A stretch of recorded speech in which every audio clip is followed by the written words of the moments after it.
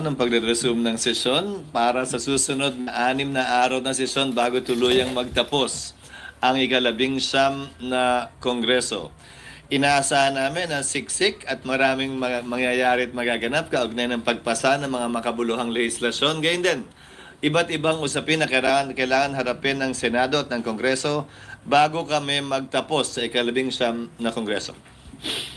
Sir, bagamat may nakaka-appreciate na priority ng approval ng mga priority bills, but according to Senator Amy Marcos, yung pag-schedule ng impeachment proceedings, kagabi na daw talo na daw yung impeachment. Ang plenaryo ang dapat magpasa niyan. Klaro naman ang kanyang opinion at posisyon kaugnay sa bagay na yan. Pero hindi para sa akin na sabihin niya yung posisyon ng kabuuan ng Senado. Pag-uusapan yan sa susunod na mga araw marahil kapag nag-resume ang plenaryo, lalong-lalo na sa tinakdang petsa kung hindi ito mababago ng plenaryo sa ika-11 ng Hunyo.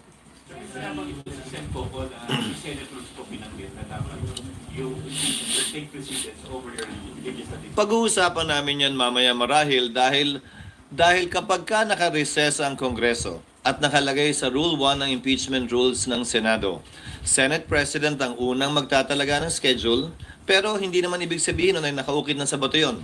Pwedeng baguhin yan kung sakasakali at anumang oras ng plenaryo. Kung yan ang mangyayari, plenaryo ang masusunod. Pangalawa, yung binabanggit na rule ni Senator Coco, Rule 10 in particular, yan ay tumutukoy na sa trial. Wala pa po kami doon. Hindi pa nga nagsisimula ang trial, ni hindi pa nga nare-refer yung impeachment complaint sa rules para magsilbing hudyat, para buuin na ang impeachment court na siyang magko-conduct ng trial. At sinabi ko na rin ito noon pa, nung inihain pa lang ang impeachment complaint. Ang pinakamalayong mararating na ng Senado ay mag-issue ng summons. Dahil meron 10 araw para magsumite ng sagot ang nasasakdal at pagdating ng June 30, mawawala na ng bisa ang otoridad ng mga prosecutors o sino mang kukunin nila na pribadong prosecutor na tumayo kaugnay ng kasong ito. Hindi pwede magpatuloy ang kaso na may isang panig lamang at wala ang kabilang panig. Sir, what about yung sinasabi ni Senator Coco na parang ang sayang daw kung na-convene na sana this week, may 7 to 8 days na nabigay na yung summons, napasagot na si VP. Hindi, 10 days nga yun eh. Nakalagay sa rules, 10 days from receipt. So kung June 3 na padala, June 13 matatanggap, adjourned na rin ang Senado. Kung June 11 pinadala, June 21, adjourned na rin ang Senado. At may naiiwan na lamang na ilang araw ang bisa ng otoridad nga ng mga prosecutor para ipagpatuloy ang trial nang walang panig mula sa kanila. SP. Hindi na rin sila pwedeng sumagot ng pleadings kung halimbawa may kailangan ng pleading o sagot sa summon si VP, hindi na rin sila pwedeng mag-file ng sagot nila. Hindi, dahil tapos na ang kanilang otoridad at otorisasyon mula sa 19th Congress, hindi tulad ng Senado na semi-continuing body pang may sasabi. Ang Kongreso nagtatapos ito pagdating ng June 30. At anumang otoridad na binigay, authorization na binigay sa kanila, magwawakas na rin yan ng June 30. Ang private prosecutors, kung may kukunin sila, ganun din. Hindi rin pwedeng lumampas ng June 30 dahil kung yung principal na nagbigay sa kanila ng authority by an agent, wala na rin dapat yun. So yung proposed timetable nyo dati, sira na yun by June. Sira na yon by June. Aling proposed timetable? Yung dati nung Pre-trial dapat yun. trial dapat. Hindi na namin babaguhin na nga yung rules dahil nga, kung maalala nyo, siguro mga ilang buwan na ang nakakalipas na sinabi ko, may mga panukalang baguhin yung rules pero sa dulo, maliban na lang nga, ulitin ko, kung ang plenaryo ay magde-decide otherwise, hindi na lang kami magbabago ng rules dahil baka sabihin, pinapalitan pa namin to in the middle of the game. So kung ano man yung mga nakatakdang rules sa rules of court ngayon na suppletorily applicable, yun na lamang yun.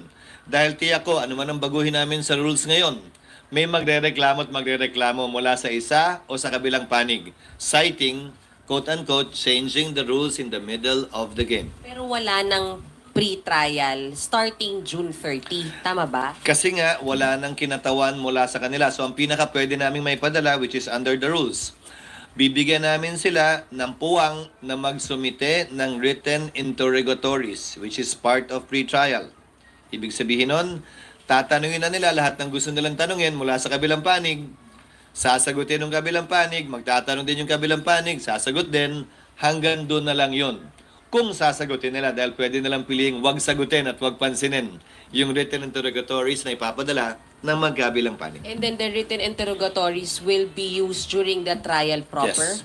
Yes, kung anong admissions man ang ginawa doon, magagamit yon ng magkabilang panig pagdating ng paglilitis. SP, since move na ng June 11, Yes, Nipo. yes, yung reading ng articles of impeachment, sa June 11 na rin lahat mangyayari yung pag... Lahat-lahat na. Ngayon, bakit? Meron kaming rule kaugnay ng 3 days bago namin ma-third reading ng isang panukalang batas. Pag hindi namin na second reading yan this week, hindi na namin mata-third reading yan next week. So time is of the essence insofar as passing certain bills are concerned na para mahabol yan sa 19th Congress. Kumbaga, yung pwede namin gawin ngayong linggo, hindi na namin pwedeng gawin next week kung gusto pa namin itong humabol. Sa kabilang banda, yung pag-issue ng summons, whether June 3 yan or June 11, pareho lamang naman ang epekto dahil yung panahong bibigay sa nasasakdal kay VP Sara para sumagot, babagsak na rin sa petsa na wala ng sesyon ang Senado at ang Kongreso. Sir, kasi ang So, walang tatamaan, walang mapapaboran kaugnay nito.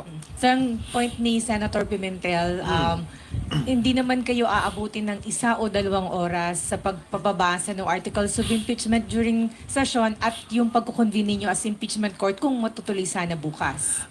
Hindi naman yan nalalaman pa kung anong mga punto ang i-raise ng iba naming kasamahan kapag binuksan at pinag-usapan na ito. Hindi pa nga nakaschedule para pag-usapan ito sa June 11 pa nga. Sa pagkakaalam ko, itatayo si Senator Pimentel para magtanong kaugnay nito. So hindi pwedeng sabihin ni Senator Coco na maikli lamang yon. Dahil ngayon nga, hindi dapat pag-usapan, mukhang pag-uusapan namin. So lalo na kapag yun talaga ang pag-uusapan, tinitiyak ko sa iyo, mas maraming sasabihin at mas maraming tatayo kaugnay ng iba't ibang punto sa bagay na ito. Ano yung SP, ibig sabihin iwasan nyo yung mainit na debate dito na makakakonsume Hindi sa ko oras iniiwasan yung mainit, di ba? Ikaw naman, ikaw yung nagtanong. Sabi mo nung una maikli. Ngayon, ang sinasabi ko, hindi para sa kanya na sabihing maikli lang to o mahaba. Dahil hindi niya kayang pigilan, hindi ko kayang pigilan. Sino mang gusto magsalita kaugnay nito. Pero kapag ito'y nagsimula na nga, hindi na namin magagawa yung mga dapat sana namin gawin. Particularly, yung aaprubahan on second and third reading dahil yung ibang third reading kailangan pa ng BICAM. Kailangan pa rin ma-ratify yung BICAM. So, kailangan namin bigyan ng fighting chance man lang na maipasa ito. Ulitin ko, yung trial sa July 28 pa naman, 20th Congress, walang mawawala, walang madadagdag, walang mababawas. Pero itong mga second at third reading, malaki ang mawawala, malaki ang mababawas.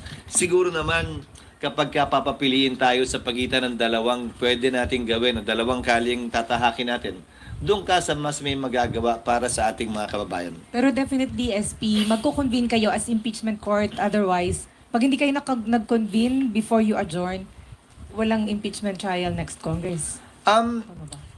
Kasama yan siguro sa pagdidebate yan dahil ang dami ko nang napapanood na nagbibigay ng kanikanyang opinion. Sa dulo, ano man ang opinion nila, miyembro man sila ng Senado ngayon o hindi, ano man ang opinion ko bilang tagapangulo ng Senado, sa dulo, ang susundin naming lahat, ang desisyon ng plenaryo, ng mas nakararami. The plenary of the Senate is the supreme body of the Senate. It gets to decide anything and everything. Although at first instance, it can be decided by the Senate President, but ultimately, it will have to be confirmed and affirmed or rejected for that matter by plenary. So yung June June 11, ako, so ibig sabihin sa June 11, Nasa na tayo? sir, isa na lang. Hindi Ibig problema. sabihin, sa June 11, babasahin yung articles of impeachment and then thereafter, magko-convene kayo sa impeachment court. At doon din namin pagpapasyan anumang mga motion kung meron mang gagawin, anumang mga objection kung meron man, anumang tanong kung meron man.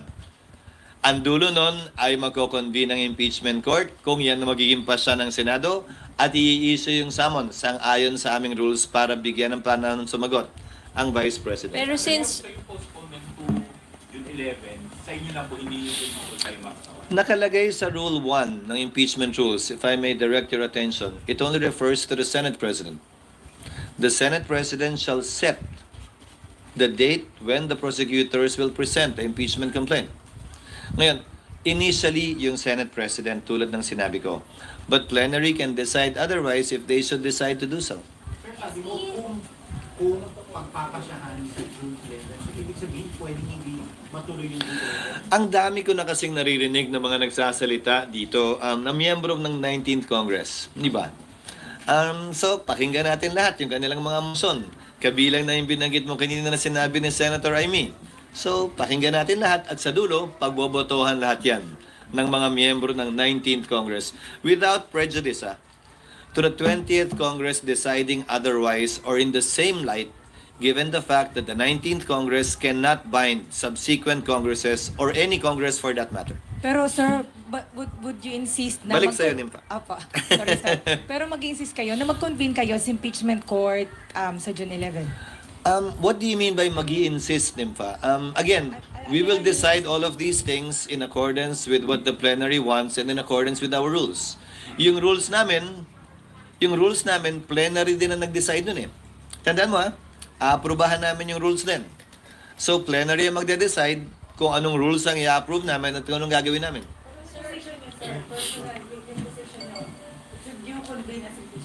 In the natural course, yes. Yun ang dapat mangyari. Unless, as I said, may mag-motion, may mag-object, magbotohan, in the end, plenary will decide. But that is what our rules provide. My answer is yes. June 11 SP. Men, Sir, yung June 11 SP, hindi pa talaga siya nakataga sa bato kasi pwedeng pang yung plenary magsabi na wag na mag-convene nakataga sa siya sa 11. bato in the sense na yun na yung panahon na darating ang mga miyembro ng Kamara dito dahil wala nang ibang petsa pang naiiwan. Huling araw na namin yun. But the convening, meaning pag nag-decide yung plenary na wag mag-convene sa 11, walang magko-convene. Ginawa yan dati Nag-decide doon sa impeachment ni case ni Erap. Nag-decide sila i-convene 6 days after. Sa impeachment case ni Chief Justice Corona, nag-decide sila na wag mag-convene ng Disyembre, mag-convene na lamang ng Enero. So, may mga president naman kaugnay nun. Ang kaibahan lang ito, tatawid ito ng panibagong kongreso. Ulitin ko, ang 19th Congress, no Congress can bind subsequent Congresses. Hindi kami pwede magpasa ng tinatawag nating irrepealable law. Hindi kami pwede magpasa ng isang bagay na hindi na pwedeng galawin o baguhin pa ng susunod na kongreso. So anumang pasya namin ay binding sa amin, pero hindi binding sa susunod na kongreso. So wala nga kasiguraduhan yung June 11 SP. Kunwari mag-decide ng plenary today na walang magko-convene sa June 11, then ma-overpower na. Kung mag-decide ang plenary today na hindi magko-convene sa June 11, Yes. in theory, yes, but I doubt that. I doubt that that will happen. Wala lang. I doubt lang. Duda lang ako na yun ang mangyayari dahil maliwanag naman ang tinatalaga ng rules, maliban na lamang kung may maliwanag at klarong basehan at rason para hindi gawin yun. Pero sa dulo, pagbobotohan pa rin yan. But sir, nothing prevents your police from saying, hindi na naman natin ito matatry, pasa na lang natin sa 20th Congress. Nothing prevents them, yes. As I said, nothing prevents anyone from making a motion, nothing prevents anyone from putting it to a vote, nothing prevents anyone from objecting, but ultimately, it will be debated and put to a vote. So ano yung Ano? Like this week na. Kung may mag-insist. Pwede naman, pero anong point ng hindi ko pwedeng pigilan? Ulitin ko Pero anong point na magsaset tayo ng date para nga sana pag-usapan to at magawa yung ibang bagay kung buong linggo pa lang to, yan din yung pag-uusapan natin araw-araw. So, papakiusapan ko sana na hanggat maaari, tapusin namin yung kinakailangan trabaho ngayon. Maliban kasi dun sa mga panukalang batas, nasa diary na rin naman ngayon, mahigit 300 ang kailangan namin i-confirm ng mga opisyal. Hindi lamang mga kalihim, mga opisyal ng Constitutional Commission, pati na rin mga miyembro ng Armed Forces, mga opisyal ng Armed Forces of the Philippines at saka Department of Foreign Affairs na mahigit 1.5 buwan hindi makakapagtrabaho ng buong buo kung hindi sila mako-confirm. SP, kailangan nyo talagang sorry. Yung nga nagbabanggit po na yung mga delays and postpone, eventually, kababag sa kanya, hindi na talaga matutuloy. Hindi ko alam kung anong hugot nila, pero gaya na sinabi ko, sa dulo, plenaryo magdedesisyon sa lahat ng bagay na ito, di ba? Yes, SP. Kung hindi kayo mag-convene as impeachment court bago kayo mag-adjourn, magsisis, walang impeachment court. So, walang tatawid sa next Congress. Tama po ba? These are all hypothetical. These are all hypothetical questions. Again, kayo naman nagtanong kayo, may posibilidad ba na hindi? Sabi ko, may posibilidad. Ngayon, lahat na nagtanong, di na matutuloy. Hindi naman ganun yun.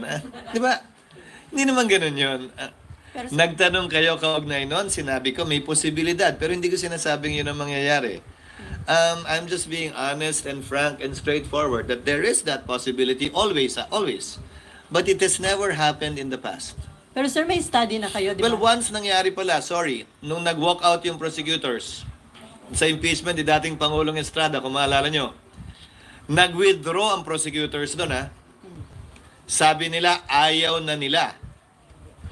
At ang sabi ng Senado, isususpend na muna namin to hanggat hindi kayo nagpapakita hanggang nag-EDSA na. Tapos in-archive na lamang yung impeachment. Ganun na nangyari doon, ha? But again, wala namang nagplano, wala namang nagsabi, pero kung tatanungin nyo, posible ba yun ng mga panahong yun? May sumagot naman din siguro ko. Sir, can you walk us through the process kung paano Gusto mo run na lang para mabilis-bilis tayo. paano po ninyo napag-desisyonan na i-move yung After LEDAC, that's why we came out with a notice. That's why we came out with a notice in the afternoon of Thursday, May 29, right after LEDAC. Dahil kaya nga hinabaan ko na yung sulat sa House of Representatives na pinabigay ko sa inyo para doon na nakalagay lahat. At doon na nakalagay yung sagot sa lahat ng pwede niyong tanungin kung bakit. Pero hindi pa kiusap. from the President? No, it did not. Ano yun? Decision ng House at Senate leadership. I was not even able to tell Martin, the speaker, about that. He found out through the letter that I sent him. So sariling decision yun, sir? After consulting some of our members as well. Pero SP, bago nyo po nilabas yung parang proposal nyo na calendar months ago, hindi pa po ba alam na may mga ganito karami pang 12 priority bills, may 300 na uupong sa CA? Hindi, dahil yung mga ina-appoint ng presidente, kaya nga ad interim ang tawag, in-appoint niya to in the course of the recess. Hindi naman yun in-appoint ng mga panahong yon. Pangalawa, usually sa LEDAC, nababawasan yung bills na iti-take up dahil hindi naaabot. Itong LEDAC na to ang pinag-usapan, ano pa ba yung kayang gawin dahil sayang naman. Advanced stage na yung mga bill at pwedeng ihabol pa sa 19th Congress imbis na magsisimula na naman sa simula pagdating ng 20th Congress. Sabihin kung pwedeng tumawid sa 20th Congress yung impeachment, meron na ba kayong pag-aaral na ginawa? Kasi malamang yun na maging issue. Paano nyo i-address yun? Meron, may president yan sa US Congress. Ang isang ehemplo din, kayo naman, simula na naman tayo, napag-usapan na natin yan dati. Ang isang example din yan, yung SET. Yung mga kaso ng SET, tumatawid ng Kongreso. Dahil 6 na taon yung term na pinagdedebatiyan sa protestang yon. Bagaman nagpapalit ang mga maestrado ng korte, nagpapalit ang mga miyembro ng SET, tumatawid at tumutuloy pa rin siya. Pero wala pang eksaktong pinagbobotohan ang plenaryo kaugnay sa bagay na yan. So, pwedeng pagbotohan yan ng plenaryo ng 19th Congress. Pero ano man ang desisyon namin, hindi pwedeng i-bind yung 20th Congress. So pwedeng magkaroon ng ibang pananaw yung 20th Congress. Halimbawa, pwedeng sabihin ng 19th Congress, tatawid yan. Pero ang pasyon ng 20th Congress, hindi tatawid yan. At i-dismiss nila. So, depende. Sa dulo, you have to understand, in Congress, plenary is supreme. It's not the decision or the voice of one member, even if he or she is the Senate President or an officer of the Senate or the House. Desisyon palagi ng plenaryo ang mangingibabaw sa anumang usapin.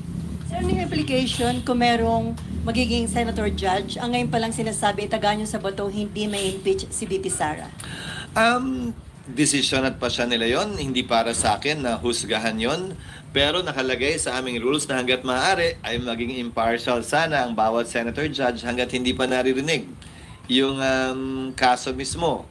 Maging ganun pa man, ang pag-inhibit ay voluntary decision sa parte ng sinumang hukom. Hindi ito pinagbobotohan. ng mga miyembro ng hukom mismo. Halimbawa, magbobotohan kami, hoy, ikaw, tanggal ka na. Hoy, ikaw, sa dami ng sinasabi mo, wag ka na. Hindi pwedeng ganun. Pwede motion ng prosecute Ano? na mag-motion yung prosecute na Pwede sila mag-motion o baka naman prosec agad, ba't hindi naman defense ikaw naman? Pwede mag-motion ng magkabilang partido. Pwede mag-motion ng magkabilang partido, pero desisyon yan nung pinapa-inhibit o pinapa-recuse na hukom. Alam din niya dapat yan. SP, meron kasing article, Parang nakarami Sorry ka kung- ng kapinipa ngayong umaga. pasensya na SP, we have to ask. Meron kasing article sinasabi na yung Yes. pag-delay daw dito sa impeachment, na yung pag-start ng impeachment process is for your self-preservation. Nag-propose daw kayo ng 1 week cooling off period bago i-address yung impeachment complaint. Hindi ko makita yung rason. Hindi ko makita yung rason. Wala yata akong kinalaman. Hindi ako yung nasasakdal sa impeachment complaint. I don't see the connection. I don't see the connection between postponing it. Again, walang mapapaboran nito. Wala rin itong masasaktan. Dahil ang pinaka pwede lang naming magawa mula't mula ay mag-issue ng summons. So walang nawala, wala rin naidagdag. Walang binawian ng panahon, walang inambagan din ng panahon. Ang nakuha lang namin dito ay mas mahabang panahon para gawin yung totoo naman talaga naming trabaho na magpasa ng makabuluhang legislasyon at batas. Kaya po yung statement po ni Presidente sa ayaw niya naman talaga ng sa may effect ba yan doon sa limitation? Matagal naman na rin niya sinasabi yan, di ba? At sinabi ko na rin kanina, yung pagpapadala ko ng sulat ng Webes, bugsuyo ng LEDAP, yung kailangan namin tapusin, walang sinabi ang Pangulo o walang utos ang Pangulo kaugnay dyan. At hindi ko nga rin nasabi kay Speaker Martin noon nandun pa dahil nagpasya kami pagkatapos na nung minamap out na namin yung mga kailangan gawin kaugnay sa mga pinag-usapan sa LEDAP. Sir, personally, kasi sa survey, 9 out of 10 nagsasabi na dapat harapin at sagutin ni VP Sara yung mga kaso sa kanya dito nga sa impeachment. So, sa tingin niyo, better nga na masagot ito ni VP Anong Sara? survey yan? SWS ba yun? 9 out of 10 survey. Parang ang dami kong survey na nakikita na iba't iba ang sinasabi. Bali-baliktaran ang sinasabi. So, Ito yung depende na lang. latest survey. No, ang sinasabi ko dahil iba't iba yung survey, mahirap naman magdesisyon base sa survey. Dahil bali-baliktad naman din ang sinasabi ng survey at hindi dyan ang basihan. Hindi yan ang basihan ng anumang pagpapasya ang ginawa ko. Dahil hindi naman ako tumakbo at hindi naman ako tumatakbo. Sir, meron mga lawyer yung nagsasabi na di ba nga ako sa Constitution na appointment, ganyan, Mm. violation of the Constitution na okay, you went on break, pero ngayon in session na ulit, bakit hindi pa rin ito? There are pending cases in the Supreme Court, both for mandamus to compel us to convene and prohibition to stop us from convening. Walang TRO, so we are proceeding as we think best. Pangalawa, ibabalik ko na naman, yung mga prosecutor na congressman na nagrereklamo ng forthwith ay immediately, sila nga mismo, hindi nila sinunod yung sarili nilang rules na immediately ire-refer ng SecGen ang lahat.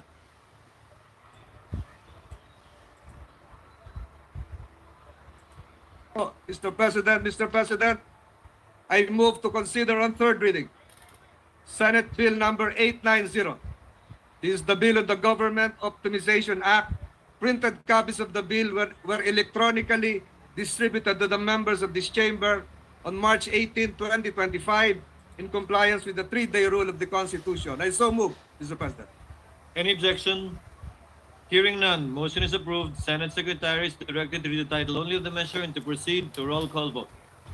An act right-sizing the national government to improve public service delivery and for other purposes. Roll call vote. The Honorable Senator Binay, Senator Cayetano Alan, Senator Cayetano Pia, Senator De La Rosa,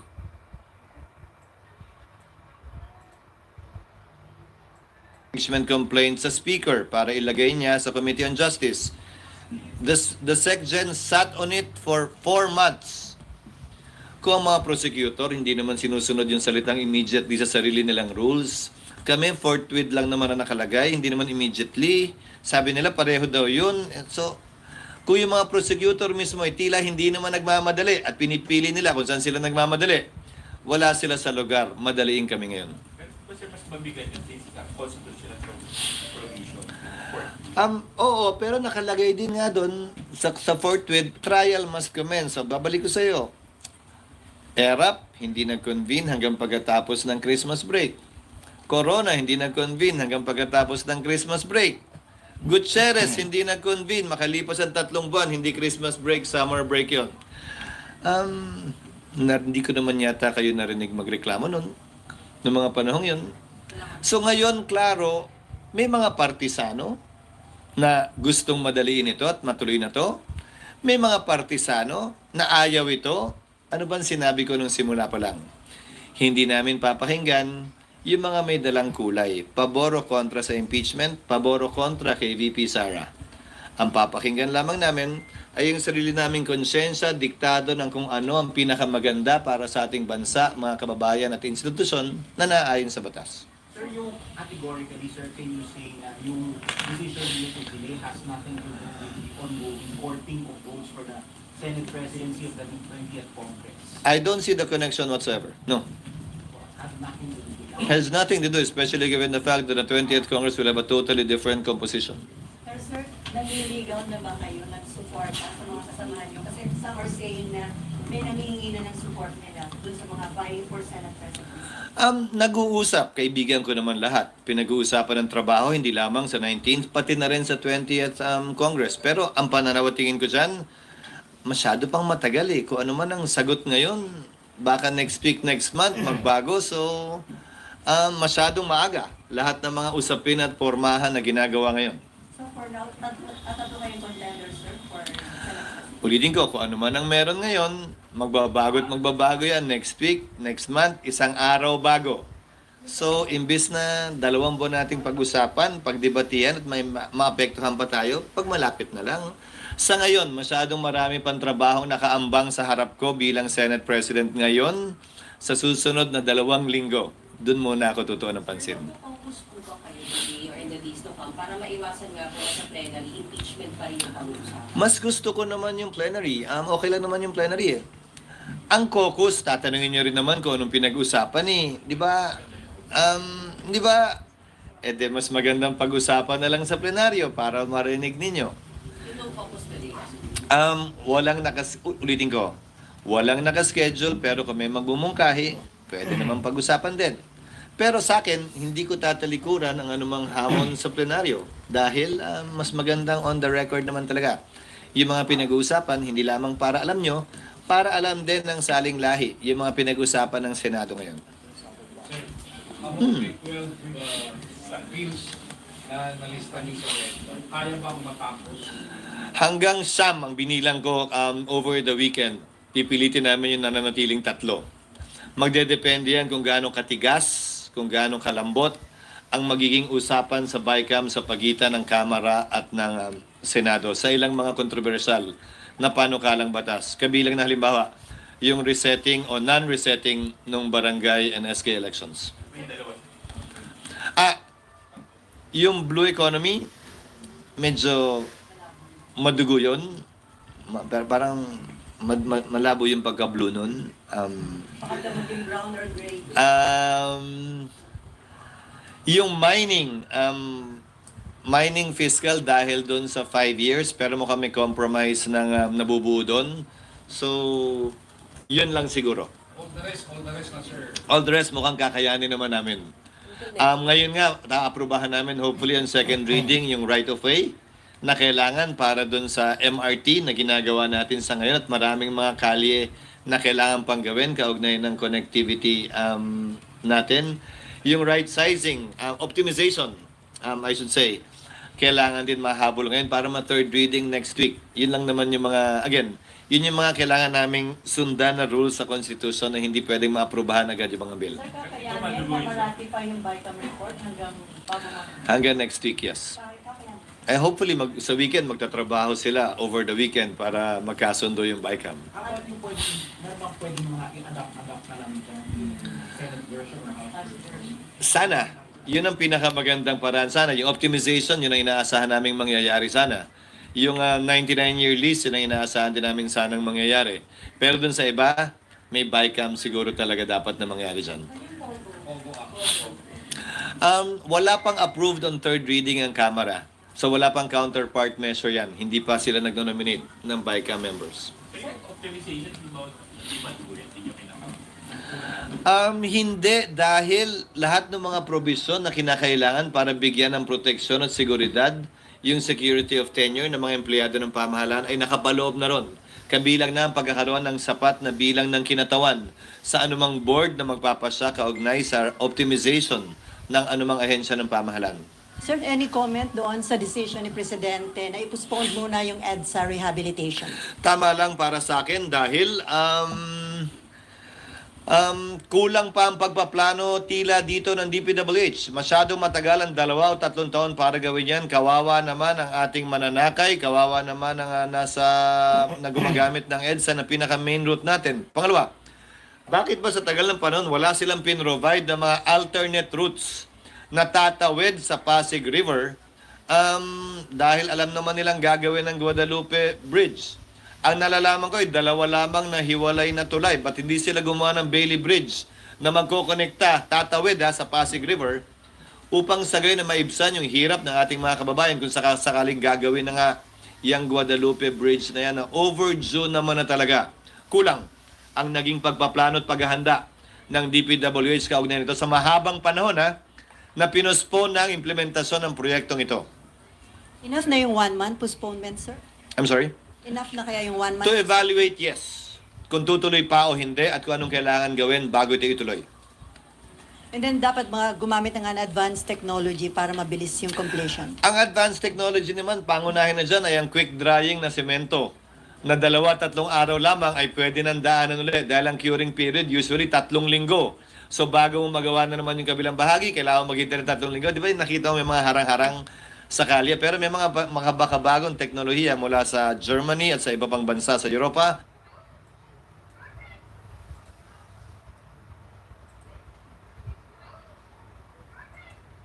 And minority leaders, my dear colleagues in this People's House, ladies and gentlemen, magandang hapon po sa inyong lahat. We gather today, just 2 weeks before the sine die adjournment of the 19th Congress. But this isn't just the final stretch of the session. It is also the first time we reconvene after the 2025 midterm elections, an event that has reshaped our political landscape and renewed the people's mandate for governance.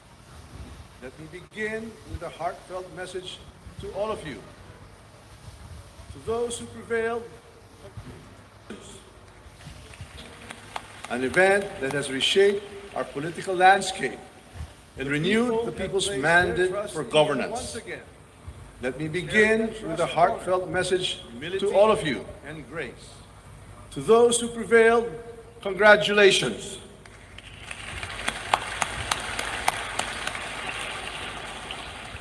The people have placed their trust in you once again. Carry that trust with honor, humility, and grace. Use your renewed mandate to fight even harder for their needs, for their hopes, and for the future where no Filipino is left behind. And to the rest of my colleagues, saludo po ako sa inyo. Your service in this chamber will not be forgotten. Hindi man kayo nabigyan muli ng panibagong termino, tandaan ninyo, you were a part of something bigger than any one election. You helped us pass laws, you shaped debate, you served your districts with passion and integrity. You gave your all, and the Filipino people saw it. Your legacy is now woven into the fabric of this Congress. At kahit wala na kayo dito sa susunod na panahon, mananatili kayong bahagi ng tagumpay ng 19th Congress. Let me say this with pride, this House of the People delivered.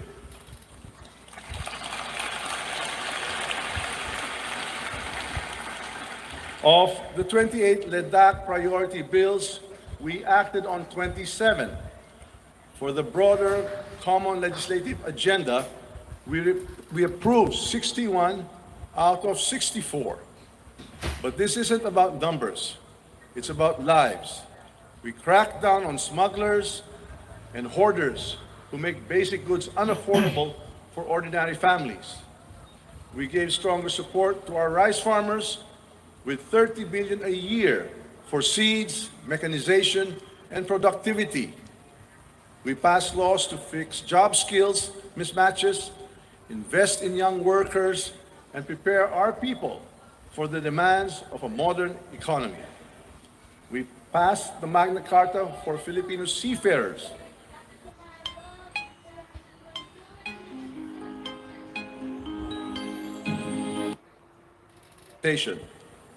These are real solutions to real problems, not just speeches, not just slogans. Tunay na malasakit, tunay ng pagbabago.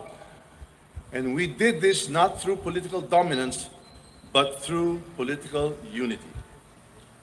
We bridged divides, we reached across parties, we listened to one another, debated with one another, but in the end, we voted for the Filipino. We showed that in the face of challenge, this House stood strong. We chose country over color, service over self. This is the power of democracy. This is the spirit of Bagong Pilipinas. Pero mga kasama, hindi pa tapos ang laban. We still have important work to do in these final 2 weeks. Let us pass the Open Access in Data Transmission Act to make fast, reliable internet accessible to every barangay. Let us finalize the E-Governance Act so that public services become faster, smarter, and less prone to red tape. Let us pass the first ever Philippine legislation on artificial intelligence to embrace innovation while protecting ethics, privacy, and human dignity. Let us support the 20 peso rice program of President Ferdinand R. Marcos Jr., not just as a national policy, but as a promise to every Filipino family struggling to make ends meet. As we prepare to close this chapter, we must also defend the democratic institutions we represent. Fake news, online manipulation, disinformation, these are not just annoyances, they are threats to the truth and to trust. Let the House of the People be a bastion of fact, reason, and fairness. Let us defend the public's right to know the truth and protect the sanctity of our elections and institutions. Mga kasama, maraming salamat sa inyong lahat. Whether you are returning in the 20th Congress or closing your final term in public office, you are part of the legacy of one of the most productive and united Congresses in Philippine history. Let us use every remaining hour, every session day, every ounce of our energy to complete what we started. Let history remember us not just as lawmakers, but as leaders who chose unity over division, service over ambition, and people over politics. Tuloy ang trabaho, tuloy ang malasakit. Tuloy ang bagong Pilipinas. Mabuhay ang mga laking kapulungan ng Kongreso. Mabuhay ang sambayanang Pilipino. Maraming salamat po.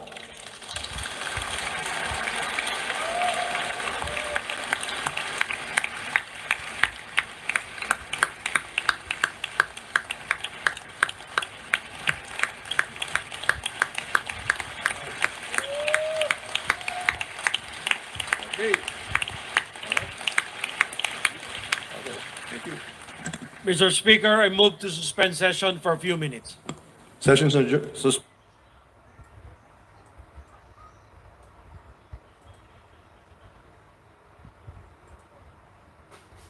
The regulation of digital services and online content should be carefully done.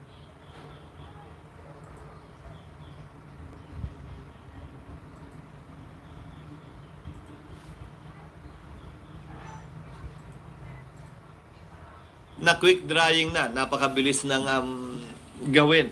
Hindi pa siguro kasama din yung teknolohiya kaugnay sa pag-repair ng tulay na maaaring maging mas mabilis na rin gamit ang modernong teknolohiya. Perhaps sir, yung proposal ni NJB na tapusin na muna yung subway at saka yung personal computer rate bago ayusin yung EDSA. Okay lang yon. Ang tanong ay, ano nga ba yung urgency para gawin na yan? Pwede pa bang makapaghintay pa o hindi na? DPWH lamang ang makakasagot marahil nun. Pero alam ko, noong nakarang administrasyon pa lamang, pinagpaliban na ito. So nagkaroon sila ng ganong kahabang panahon na sana para magplano, pero tila hanggang ngayon, wala pa rin sapat at katanggap-tanggap na plano. Sir, yung po elections, di ba? So, June 11, manunumpa sila as senator judges. What happens after June 30? Kasi their term will expire. Kailangan po nila manumpa ulit? Magsusumpa uli yung mga impeachment judges pagdating ng 20th Congress. Clear po ba dun sa current timeline kung mauusad or hindi? Or July 30 pa din po yun? Yung trial, yung start ng trial. July 28 kami magre-resume. So na yon ng Pangulo. So umaga ang sesyon, magbubukas ang Senado, mag-organize ang Senado, mag-a-adjourn para pakinggan ang sona ng Pangulo. Ikalawang araw, Martes, July 29, doon pa lamang siguro mapag-uusapan yung schedule na gagawin ng 20th Congress. Ulitin ko, hindi namin pwede o kayang i-bind ang 20th Congress. Although karamihan ng mga miyembro ng 19th ay nandun din sa 20th Congress, kailangan itong pagpasyahan muli ng 20th Congress either by an affirmative vote or by their silence and acquiescence sa ginawa noong nagdaang Kongreso. Sir, yung target nyo na by October magkaroon ng botohan, doable pa kayo? Oo.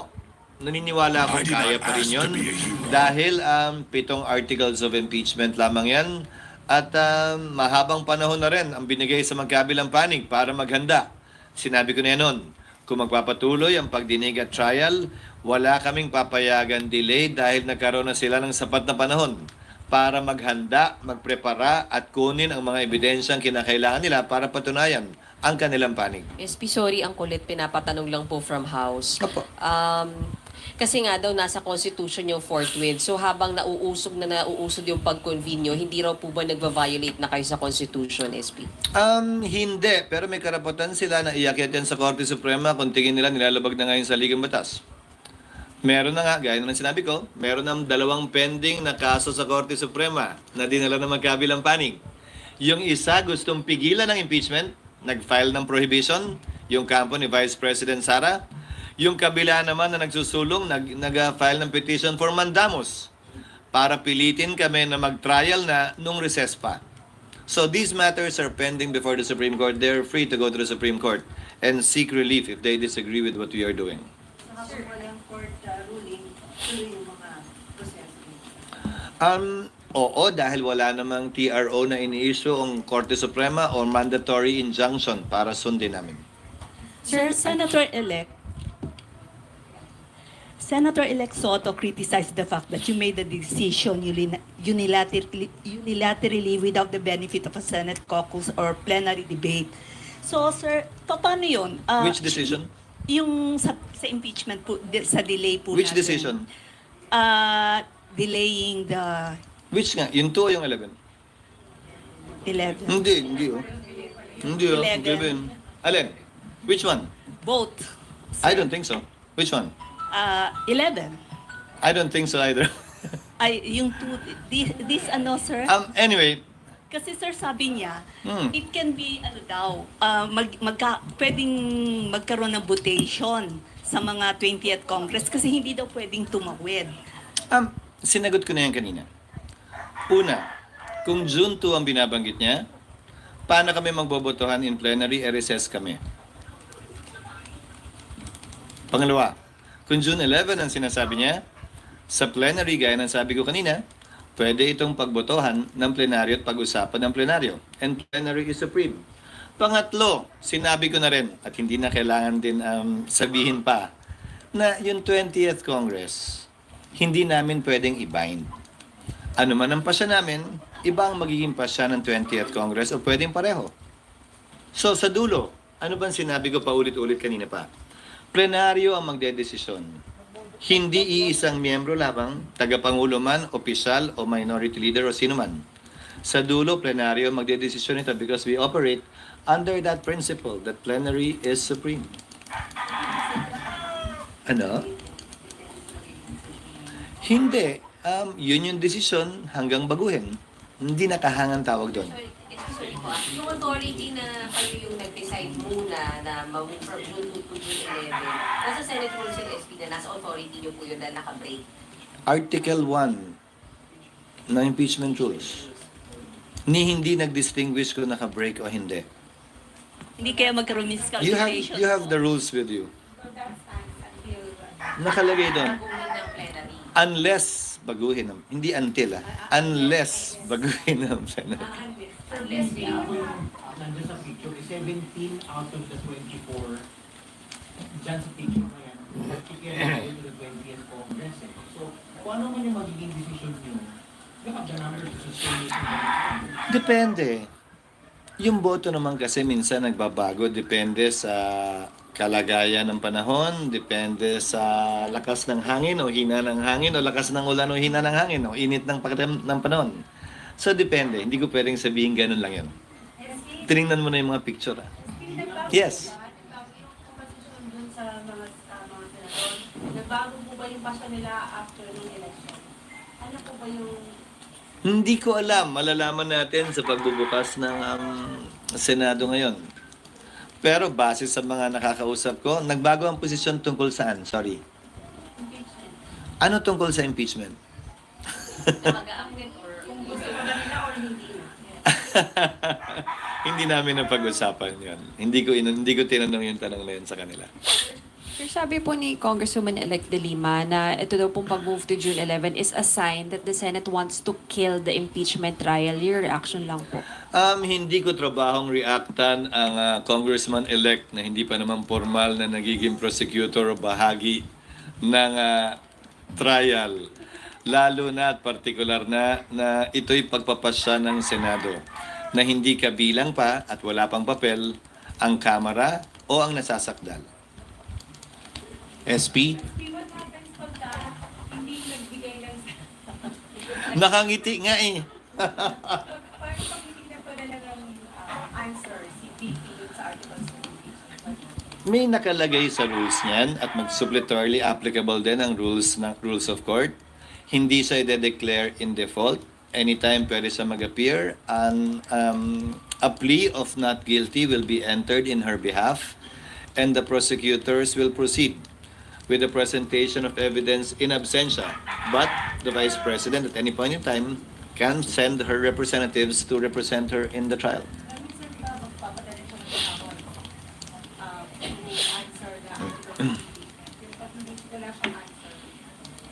Ganun nga, maglilipas yung panahon, and then magpo-proceed lamang yung presentation ng evidence ng prosecutors when the trial commences, after a plea of not guilty will be entered in her behalf. Kasi kung hindi siya sumagot, ang assumption ko, hindi rin magpapadala ng abogado. So, kahit walang abogado, on behalf of her, in her behalf rather, mag-enter ng plea of not guilty. SP? Sinabi ni VP na gusto niya blood. Hindi para sa akin na komentaryo, hindi niyo dahil uupo kami bilang isang impeachment court kung sakasakali. Wala lang. Ang bahagi siguro lamang yun ng ingay ng politika na naririnig natin mula sa magkabilang panig. May mga ganun din namang mga salitang binibitawan yung prosecutors na iba't iba ding mga pananaw kaugnay sa impeachment trial. Ginagamit ang iba't ibang adjective din sa parte nila. SP? For what? For a black. Grabe naman yung blood. Hello po, SP. If nagkaroon po sana ng special session during the session break, do you think mas mabibigyan ng time yung legislative measures and then nasunod sa yung regional time for impeachment? Yes, but again, under the Constitution, that is up for the President to call. Pinag-usapan na rin natin yan nung recess, hindi ba? Pangulo ang pwede magpatawag ng isang special session, may dahilan man o wala, may rason man o wala. Sa panig at parte ng Senado, bilang Pangulo lang ng Senado, wala akong kapangyarihang magpatawag ng special session dahil kailangan mag-resume din ang sesyon ng Kamara, hindi lamang naman ng Senado.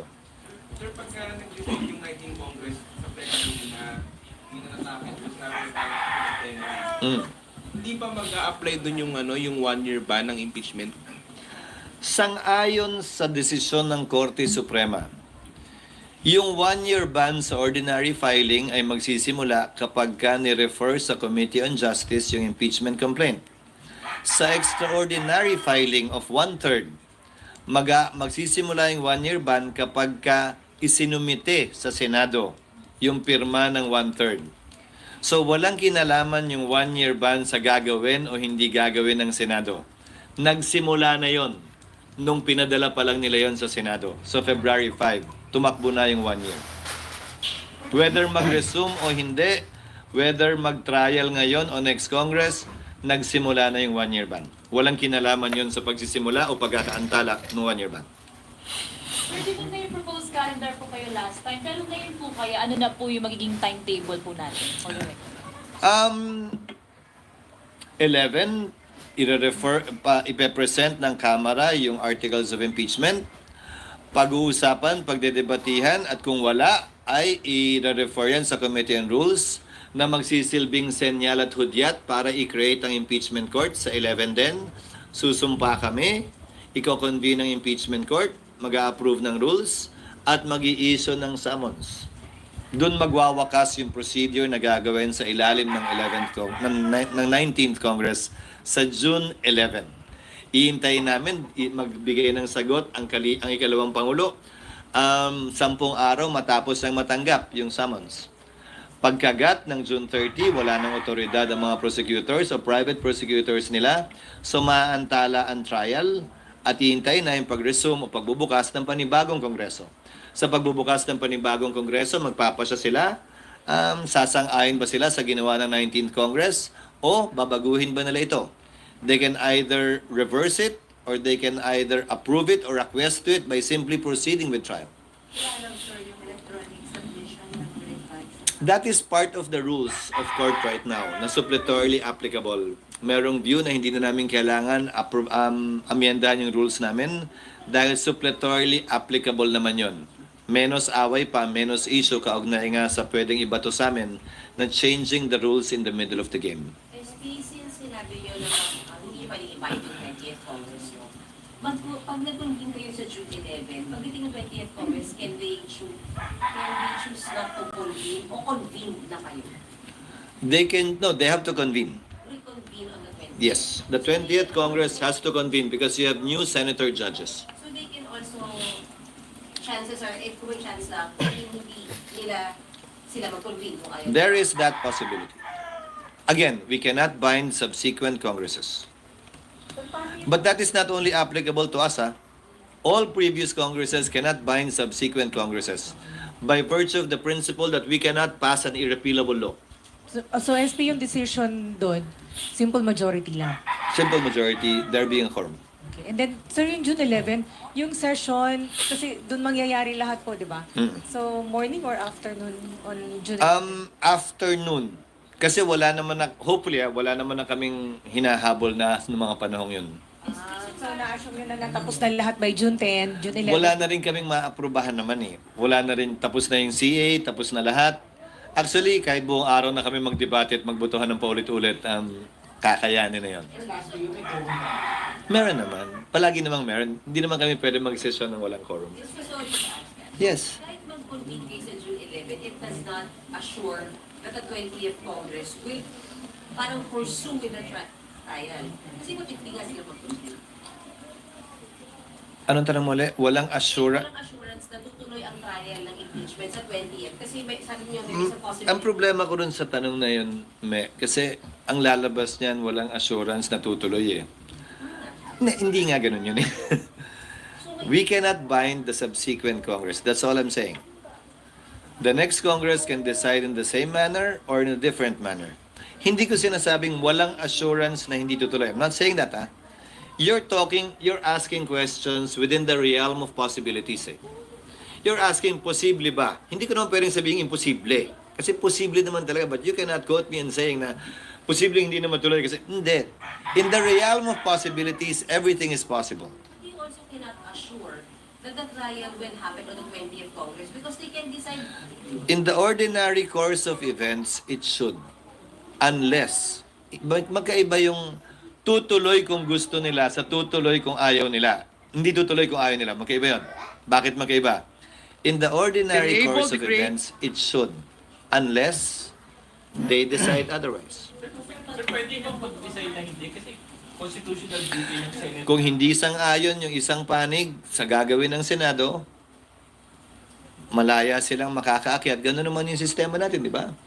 Whatever the Senate decides by a majority vote, if you disagree with it, you can question it before the courts. That's how our system works. Hindi naman ito nakukuha sa pilitan.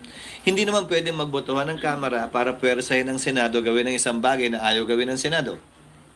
At kung sa tingin ng isang panig, may nilalabag kaming batas o probisyon ng saligang batas, karapatan nilang umakyat sa Korte Suprema at questionin ito. Pero sa ngayon, puro posibilidad lang yung pinag-uusapan at tanong ninyo. Sinasagot ko na nakita natin nangyari yan noon. Sa kalagitnaan ng impeachment, di ba? Noong panahon nga ni Pangulong Estrada, nag-withdraw yung prosecutors. Natuloy ba ang impeachment? Hindi. Sa dulo, in-archive na nga lang yun kasi ayaw na magpakita ng prosecutors. Pero ang must, sir, ang must is mag-convene kayo sa impeachment court before you adjourn. Kailan, anong year ba yung EDSA? 2001? O tamo, tapos nag-election din nun, alala mo? So, hindi na pag-usapan kung tatawid dahil nag-withdraw na. Nag-EDSA at nag-withdraw na. Pero yung pinag-uusapan nyo ngayon, di ba? Tutuloy ba pag nag-resign?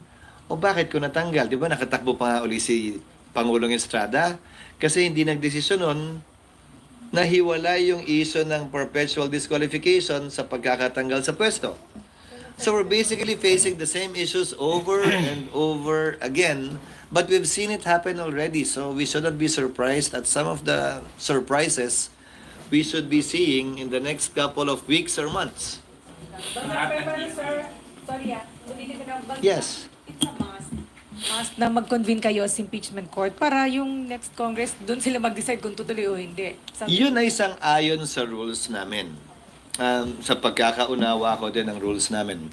Di ba nga, opinion din ni Senator Coco, tutuloy ito hanggang sa susunod. Ang opinion naman ng iba ay hindi tutuloy. Di ba? Kanya-kanya ng opinion yan. Pero sa dulo, ang susundin kung may magmosyon sa bagay na yan ay ang mayoriya ng Senado. Yung hindi sang-ayon sa magiging pasya ng Senado, karapatan nilang umakyat sa Korte Suprema para bigyang linaw yung issue nito kung may paglabag nga ba o wala.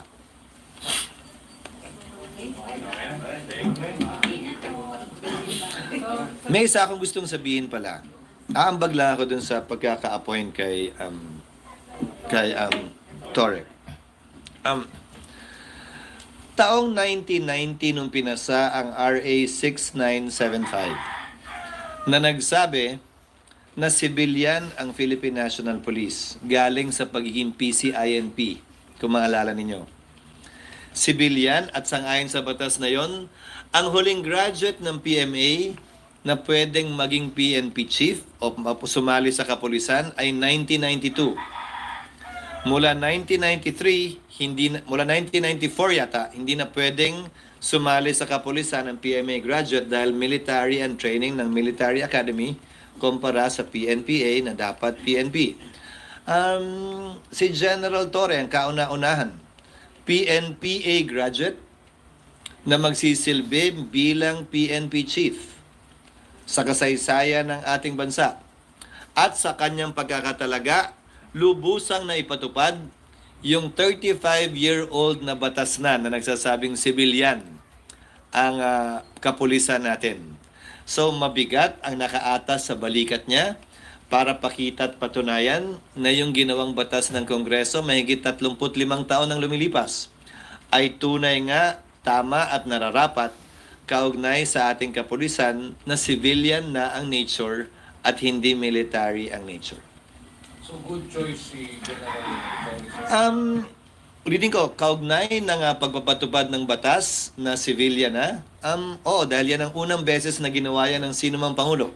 At ngayon din naman kasi, nagkataon, na may senior na PNPA na nakarating sa rango na qualified na maging PNP chief. Okay?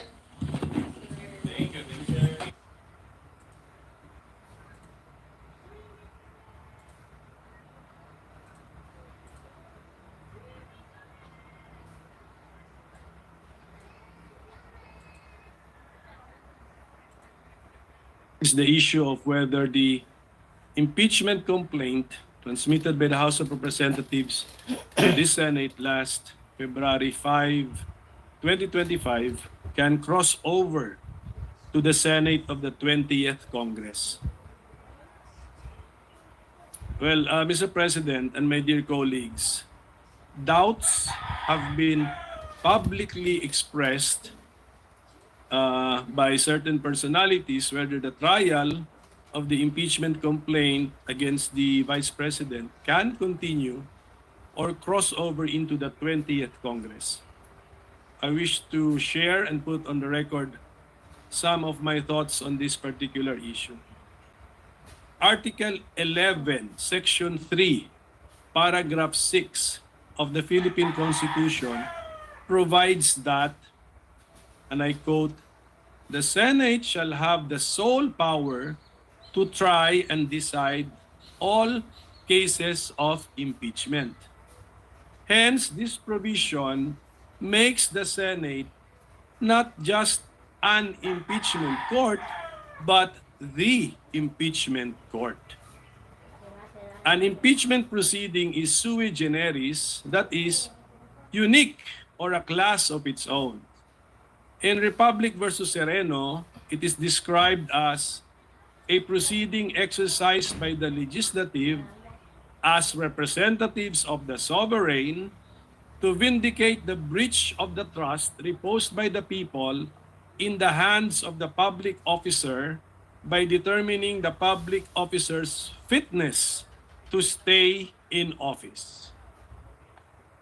While the form, procedure, and substantive arguments in impeachments remind us of a court trial, it also has the characteristics of a political process. The decision-making process in impeachment is not governed by any fixed or binding standard of proof, allowing for broad discretion on the part of the members of the impeachment court when they make their final decision on the case. The decision makers or the members of the impeachment court can use any standard of proof they want, and this choice will not be subject to any review by any court except the court of public opinion, which is not technically a court. This fact gives the impeachment proceedings its political character. Hence, to better understand these sui generis impeachment proceedings, we need to look for analogies using well-known principles and practices in other systems which are applicable to impeachment proceedings. As to the question of whether the impeachment trial conducted by the Senate in the 19th Congress or the impeachment complaint entertained by the Senate in the 19th Congress can cross over and continue into the 20th Congress, there is no provision in the 1987 Constitution or in the Senate Rules of Procedure on impeachment trials that expressly prohibits this. On the contrary, the Senate Rules on Impeachment support the position that the impeachment trial shall continue until final judgment, even if it is necessary to continue into the next Congress. Let me read the rules. Rule number 3. Upon presentation of the articles to the Senate shall specify the date and time for the consideration of such articles.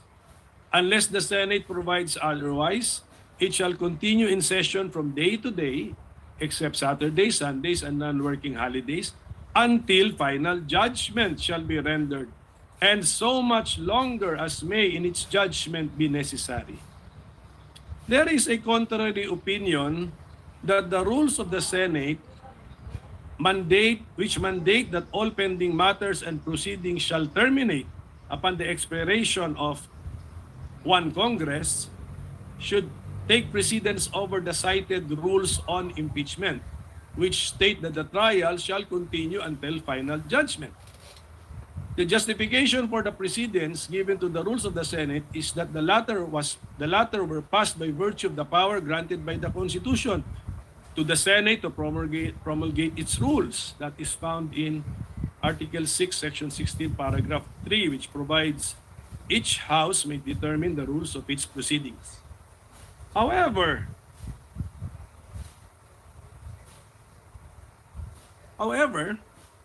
the Senate rules on impeachment were also passed by virtue of the power granted by the same Constitution to the Senate to promulgate its rules on impeachment.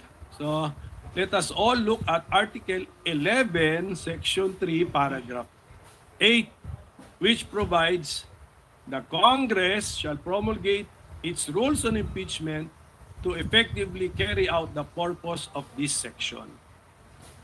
In fact, there should be no conflict between the two rules because the rules of the Senate apply to legislative proceedings of the Senate, while the rules on impeachment apply to cases of impeachment.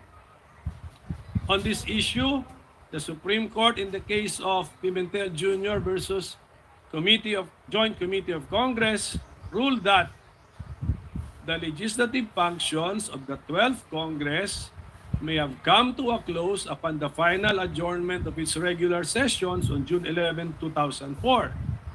But this does not affect its non-legislative functions. Conducting impeachment trials is most definitely not a legislative function.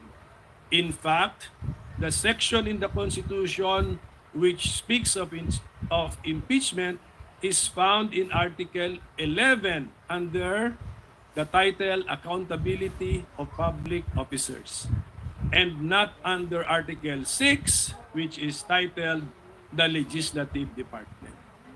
The conduct of impeachment trials, therefore, should not be affected by the final adjournment of the legislative session. Furthermore, we can use the analogy of the court system. Under the 1987 Constitution, the Senate is the impeachment court. The Senate in impeachment cases is more like a judicial body than a legislative one. Just like a court, the workload, caseload, or docket of the Senate as the impeachment court will not and should not be affected by a change in membership.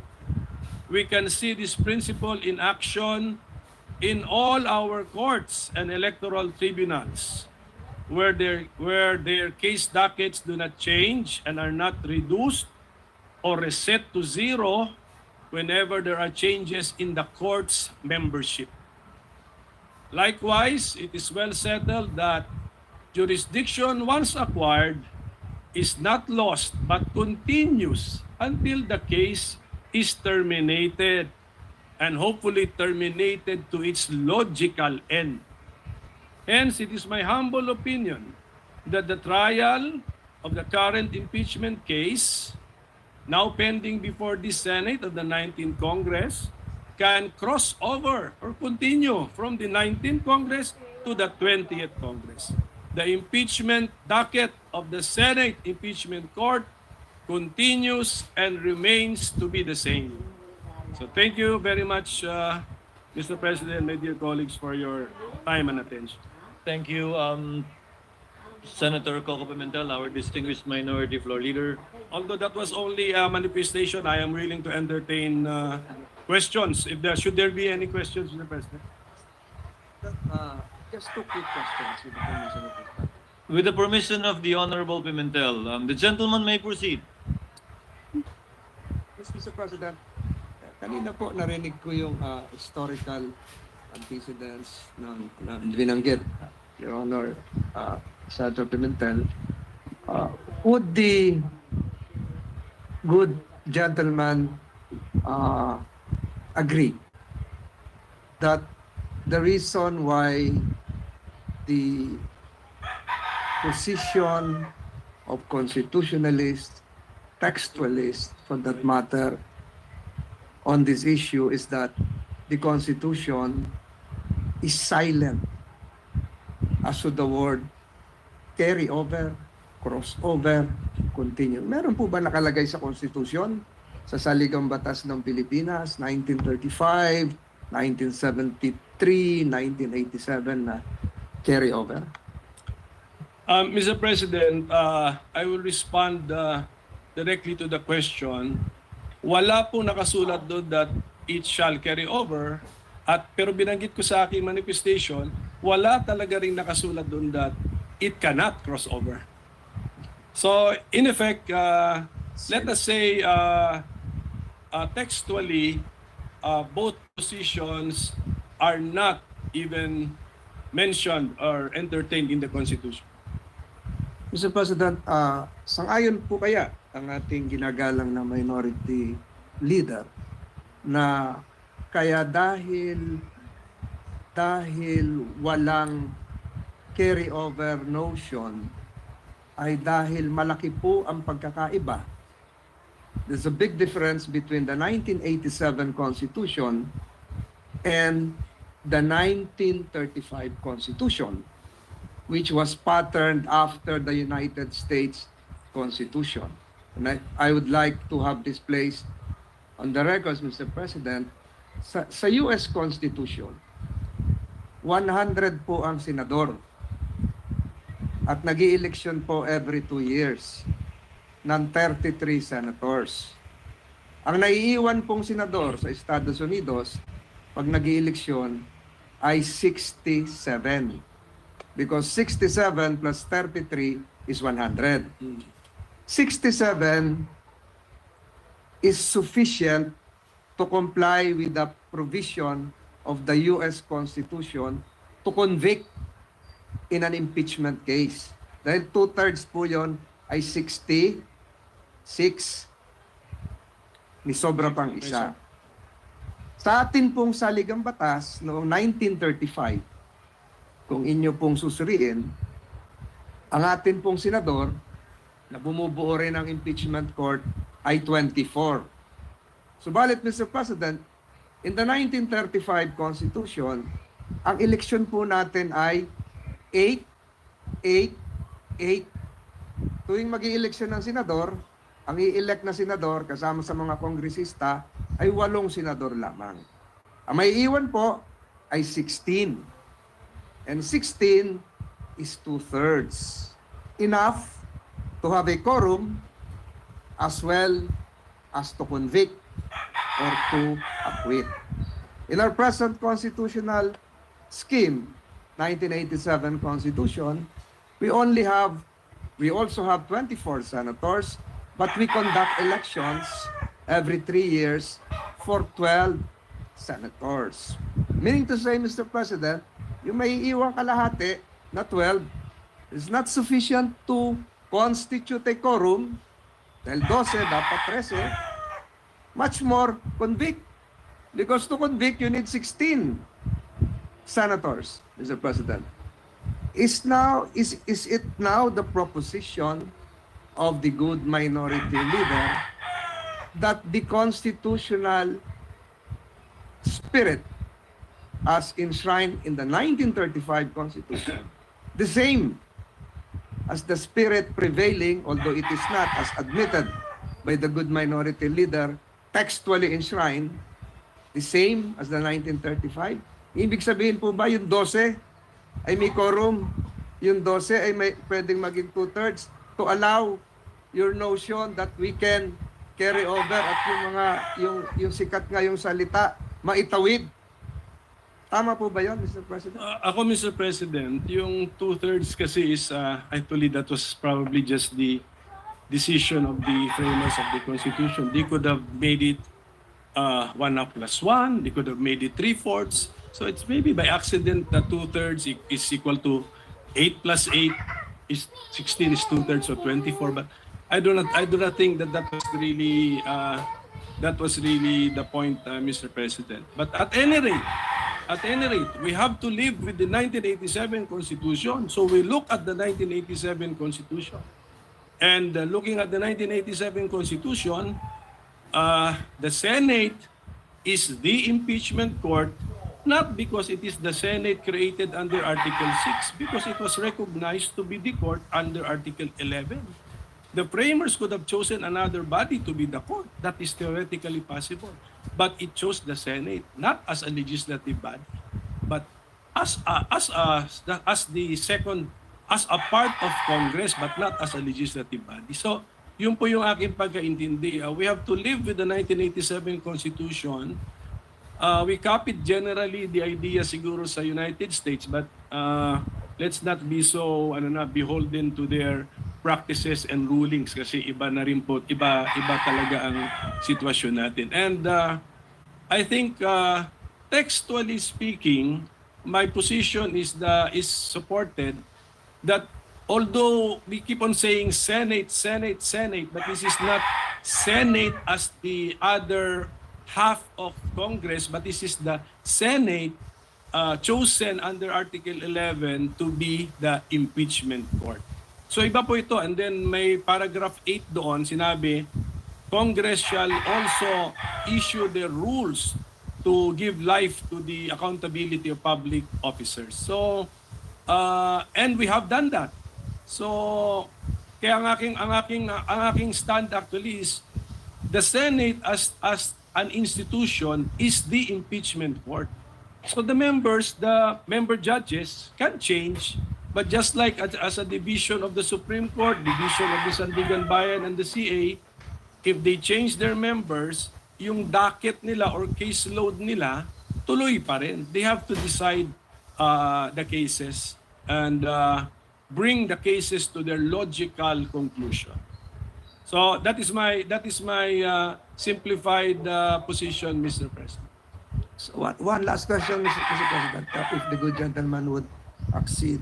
Ang ibig sabihin po nito, Mr. President, is that the Senate now, under the 19th Congress, is empowered, is authorized to confer a jurisdiction to another Senate, which would be forthcoming, the Senate of the 20th Congress.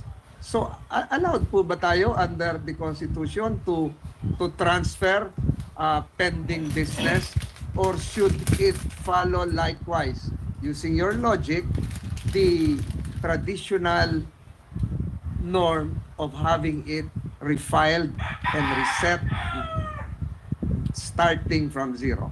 Similar to the bills. Yes, yun na nga. So, ibig ko sabihin, Mr. President, what would prevent the 19th Congress from passing on the impeachment case, not just to the 20th Congress, but to the 21st Congress? And I implore the good minority leader that all the provisions mentioned a while ago, which are correct, should likewise be read together with the constitutional provision that there should be only one impeachment case filed per year against the same respondent, Mr. President. Alam nyo ba, Mr. President, na yung rule na yung legislative workload natin ay magre-reset kada pag may bagong kongreso? Alam nyo ba na wala sa Constitution yun? Nasa rules natin yun. Ang rules natin, promulgated natin because of the power given to us by the Constitution. But the Constitution does not specify that. Actually, we could have written na yung pumasa na ng third reading, itrato natin na third reading na rin. We could do that, but we did not do it. So policy lang po yun na reset natin as far as legislative workload is concerned. Pagdating naman sa impeachment judicial workload of the Senate as an impeachment court, I propose, or I give the interpretation that the caseload remains. Ang nagbago lang are the member judges. Just like, I think we can easily envision sa Supreme Court, nagbabago, divisions ng CA, divisions ng Sandigan Bayan, but the caseload remains. So I think we can mentally separate the two kasi Article 6 yung legislative workload, Article 11 yung impeachment workload. So that would be my response, Mr. President. But Mr. President, would not that prevent the other part of the two-step process? Two-step process because filed by the lower house, prosecutors, received by the Senate, the trial jurors, the trial judges. Would not that prevent the other part of the two-leg process from initiating another complaint? Because there is now a case pending which you say should be continuing. If the majority leader will allow me not to respond, but, Yes, because his question is very loaded and provides the hint of what can happen in the future. Mr. President, I've taken too much time of this body. I would relish interpolating the good minority leader even for 5 hours on this topic alone. But again, Mr. President, siguro mahabang-mahaba na po ito. I stick again to my previous manifestation that if we will not be able to conclude whether acquittal or conviction the present impeachment case against Vice President Sara Duterte before the lapse of the 19th Congress, the same is functionally dismissed or deemed de facto dismissed, Mr. President. Yun lamang po, Mr. President, at ako po ay nagpapasalamat sa ating minority leader. Thank you, Senator Tolentino. Briefly, Senator Pimentel. Mr. President, while I still have the floor, can I request for some information from the Senate President, especially regarding the impeachment calendar that The is gentleman may issued? proceed. Because you issued the first impeachment calendar was issued by the Senate President when we were already on break, Mr. President. Tama po yun, di ba? That is correct. So, Mr. President, may we know when His Honor issued the first legislative calendar, impeachment calendar, which fixed June 2 as the time for receiving the House prosecutors, may we know the basis of the authority of the Senate President when he issued the first impeachment calendar, Mr. President? Article 1 of the impeachment rules, which says that the Senate President can set the date for the presentation of the articles of impeachment. Mention was made specifically of the Senate President. And also we were on recess. So the Senate President at that time, Your Honor, issued a suggested calendar of activities. I was very clear when I stated that. Subject to plenary approval when we resume, because you were already on recess at that time. The second notice sent by this representation was made also while we were on recess. And I also stated that it was subject to plenary approval and or reversal as the case may be, given the load that we need to take up after the LEDAC meeting. So, yes, Mr. President, I noticed that no one from the majority was complaining about the original or initial impeachment calendar issued by the Senate President. So we were all looking forward to the date where there should be some action on the impeachment, which is Yes. June 2. Supposedly, yes. Yes, supposed to be. Kaninang 4 o'clock yung the prosecutors from the House of Representatives should have appeared before us to read the articles of impeachment. But then this was changed. So from June 2, changed by the Senate President also, now it's June 11 at 4 p.m. So if the authority used to issue the original calendar was based on the fact that we were on break, now that we are not on break, could not have the Senate President waited for 3 p.m. and then we discussed moving the June 2 4 p.m. to June 11 4 p.m.? Because, Your Honor, notice had to be given to the House with respect to the proposed change in schedule. Yung change in schedule. And we could not decide on moving it after the House members are already here in the Senate. That was the reason behind it. That was His Honor's judgment call, Mr. President. Yes, Mr. President. Yes, Your Honor. Just on another matter, Mr. President, yung appearance ba ng House prosecutors ay nasa Senate impeachment rules or you just took this from American practice, Mr. President? It is not in the rules. That was lifted from American practice because what was done before was that the majority leader, the Senate majority leader, was the one that read the articles of impeachment that was referred to the Committee on Rules that triggered the convening of the impeachment court. When we researched on it, we thought it was more proper, given that we should have no part in the impeachment trial, in the prosecution of the impeachment case, that the prosecutors should themselves read the articles of impeachment, as is the practice in the United States, where we lifted most of our impeachment rules. So it's an innovation. But although, had we done it, hindi naman, I don't think it would be fatal or make the proceedings infirm. So it's just not, to use the term of the majority leader, textually required under the existing Senate impeachment rules. Hindi ba ba? No. What was required by our rules, if at all, was the referral of the impeachment complaint in plenary. Because mere filing with the Secretary General does not often by itself operate as the receipt by the Senate in plenary, given that, as with any communication, it has to be referred in plenary, officially by the Senate as a body. Mr. President. Sige, Mr. President. With the permission. Senator Tolentino is recognized. Minority What is Leader. your pleasure, sir? Would the loaded question of the good minority leader,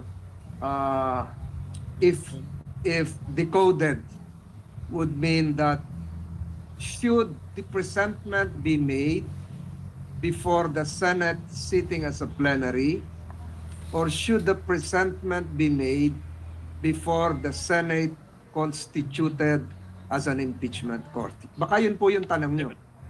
But it was the Senate President to research on American practice. How do they do it in the United States? In plenary, Your Honors, not as an impeachment court. Because again, mere receipt by the section does not operationalize or start the process of impeachment. Any communication, and that is a communication from the House, must be referred by plenary to the appropriate committee for proper action. That in turn will now trigger, if at all, the convening of the impeachment court, where the regular processes would now be followed, such as the issuance of summons, etc., etc. May we know the rule, Mr. President, that it should be? May we know what the specific rule is? That in the rules, or is that by practice or costumbre? Tingnan niyo, ano rule? Under Rule 3, Paragraph 2, upon presentation of the articles to the Senate shall specify the date and time for the consideration of the articles. Yes, but So the articles need to be presented to the Senate. yes, but so your Honor is reading our Senate impeachment rules. Yes. Correct. So when we use the Senate in the Senate impeachment rules, we're talking about, we could be talking about the Senate as the impeachment court. Because We it's the have, Senate. by virtue of the procedure in Articles 1 to 3, we have not yet convened the court, Your Honor. For example, succeeding rules in our impeachment rules, 4 onwards, Paano mag-convene kay would gindelete mo? pertain to the Senate already as an impeachment court, because that is already the trial proper, beginning with the issuance of summons. Mr. President, the second sentence already contradicts His Honor, because it says, second sentence of that second paragraph of Rule 3, unless the Senate provides otherwise, it shall continue in session from day to day. Session na yan as court. Correct. Kasi until final judgment Yun na yun So, the use of, when we use Senate in the Senate impeachment rules, we refer to the Senate as the court. Mr. President. According to the Secretariat, Your Honor, the dividing line is when we take our oath as senator judges and convene as such. Because we will be wearing two hats, Your Honor. As senators, performing our legislative and legislative function, and as members of the impeachment court, performing our sui generis function. And these are two distinct, if at all, hats and functions that we would be performing. That's why we have to adjourn session and convene as an impeachment court, and vice versa if we want to revert back as a plenary. Well, Mr. President, ano na lang for so as to Mr. President. our staff can revisit. Ito yung sentence natin, ano? Second paragraph of Rule 3 of the Senate Impeachment Rules. Upon presentation of the articles to the Senate shall specify the date and time for the consideration of such articles. Unless the Senate provides otherwise, it shall continue in session from day to day until final judgment shall be rendered, and so much longer as may in its judgment be necessary. So, are we using the word Senate in one paragraph in two concepts? One as Senate legislative body and the other as the court? I believe so, Mr. President, Your Honor. But again, since these manifestations, also the manifestation made by our distinguished majority floor leader himself earlier, after these manifestations are made, these matters and these statements will be referred to the Committee on Rules for them to look into it. We have time, Your Honor, to resolve this matter in due course in the next Pinapasa ni Escudero ang palpak Mr. niya. President. Yes. If I can direct this question to the good minority leader. The Senate, even if not acting as an impeachment court, pwede po bang tumanggap ng mga non-members of this chamber to speak or make a presentation, a presentment? Di po ba naaalala natin ng mga nakaraang panahon, pumupunta rito yung President of Vietnam, if I'm not mistaken, distinguished guests of this chamber are allowed to speak, not just honored. Ganun po ba yung sinasabi nyo? Na baka, are the members of the House, though constituted as panel of prosecutors, can they enter the Senate, this chamber, constituted as a plenary or as an impeachment court or both? Pag pinapayagan ng Senado. Baka ganun po siguro ang gustong malaman ng ating minority leader. Just for the information of the majority leader, yung appearance of the House prosecutors before the Senate kanina sanang 4 o'clock, June 2, appeared in the impeachment calendar prepared by the Senate President. Hindi ako may idea nun. At saka, when we read our Senate impeachment rules, wala din dun yun. So they will be appearing before an impeachment court. That's why this is the request for information. Now, what did the Senate President have in mind Correct. when he scheduled this for June 2? And I think it's clearly, since 4 p.m. siya, it's clearly an appearance before Senate. Yes. The plenary session of the Senate. Again, the basis is U.S. practice. That is how they do it in the United States, where we lifted portions of our own impeachment rules. That's where it came from. Sisi na naman sa US. Sa US practice naman decision And na per our legislative rules, we can waive the rules so that we allow rules to allow it. Diba dito, recently nagsalita rin si former UN Secretary Korean, General. South Korean.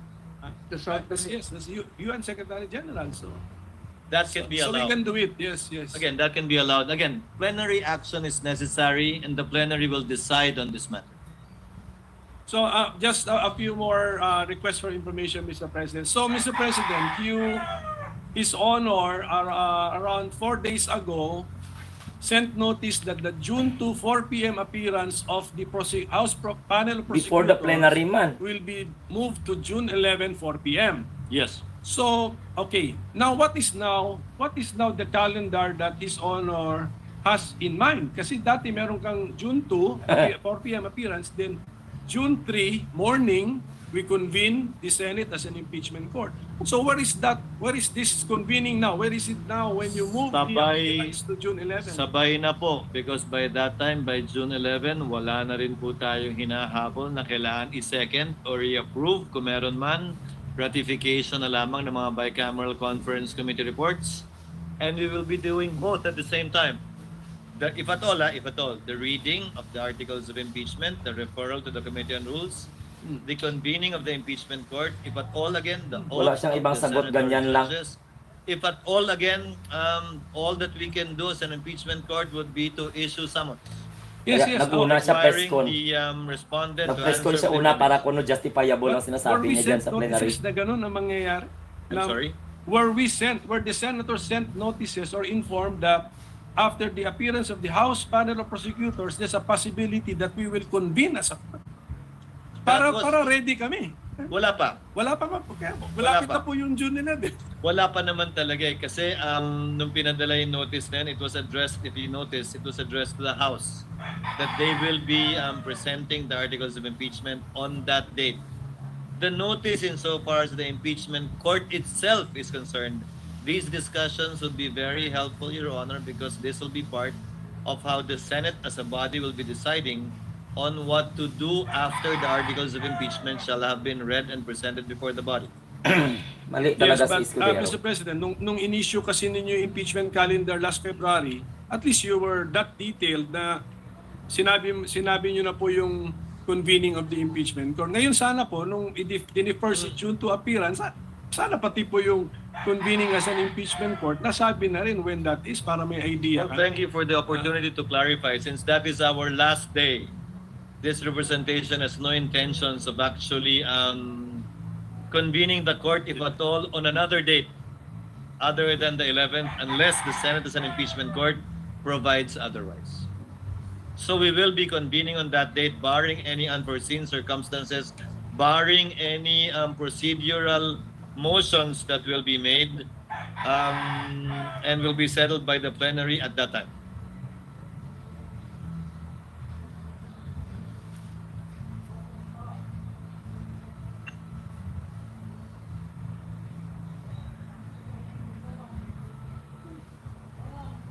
Well, Mr. President, it was just, ito lang for the consumption of our staff and secretariat. It was just pointed out to me that the rule that we mentioned earlier, second paragraph of Rule 3, yung first paragraph pala, it provides that nakapag-oath na. Nakapag-oath na ang member. So if that is now the dividing line, we have crossed the line. So, Senate na po ito as a court. Correct. So tignan na lang po muli, Mr. President. Mr. President, Your Honor, the first paragraph refers to consideration of the articles of impeachment. The second paragraph, we were not part of the Senate that wrote these rules. The first paragraph, it mentions the word consideration. The second paragraph mentions the word presentation. In terms of time, presentation should come first before consideration, although as it appears in our rules, consideration was mentioned first in the first paragraph and before presentation in the second paragraph. But in terms of order, Your Honor, presentation should logically come first before consideration of the articles of impeachment. And then For there is nothing to consider unless presented. And then in the next breath, it talks about the trial na. Yes, again, we had no part in writing these rules. Okay, I so would not want to critique it as well because during those times, perhaps, this was apt and sufficient. So Mr. President, maybe now, kasi ang media nagtatatanong sa akin, pinapa-speculate pa ako na, just for the record, what is now the reason that His Honor has taken the initiative to reset the June 2, 2025 4 p.m. appearance of the panel of prosecutors before the Senate plenary to June 11, 4 p.m. What's It was the in the main letter reason? addressed to Speaker Martin, copy furnished to all of the senators as well as Vice President Sara Duterte. Given the meeting we had at LEDAC with His Honor's presence, several bills needed to be approved and taken up before we finally finish and wind up the 19th Congress. Meaning to say, some bills need to be approved on second reading within the week today, so that we can do third reading next week. Some bills have to be approved on Sa third bills reading nilang today and sinisisi. within this week, Eh. so that bicameral conference committees can finalize and iron out the disagreeing Gusto niyo provisions magtrabaho between the last Senate and minute. House versions, so that we would still have time next week to either ratify these bicameral conference committee reports or still do third reading in compliance with the constitutional requirement of 3 readings on 3 separate days, at least 3 days after it's approved on second reading. So, sige, last question na lang, Mr. President. Per our rules or practice, how would we now react to the receipt of the articles of impeachment last February 5, 2025? How should the Senate, as a legislative body in plenary session, react to that receipt? In line with Article 1 of our impeachment rules, which makes mention of the authority and responsibility of the President of the Senate. That is why I set the schedule for the articles to be read in plenary, which in turn would trigger, if at all, the creation of the impeachment court, which, if at all, would now proceed with the issuance of summons for the respondent or defendant. Would not the impeachment complaint received last February 5, 2025 be included in the reference of business?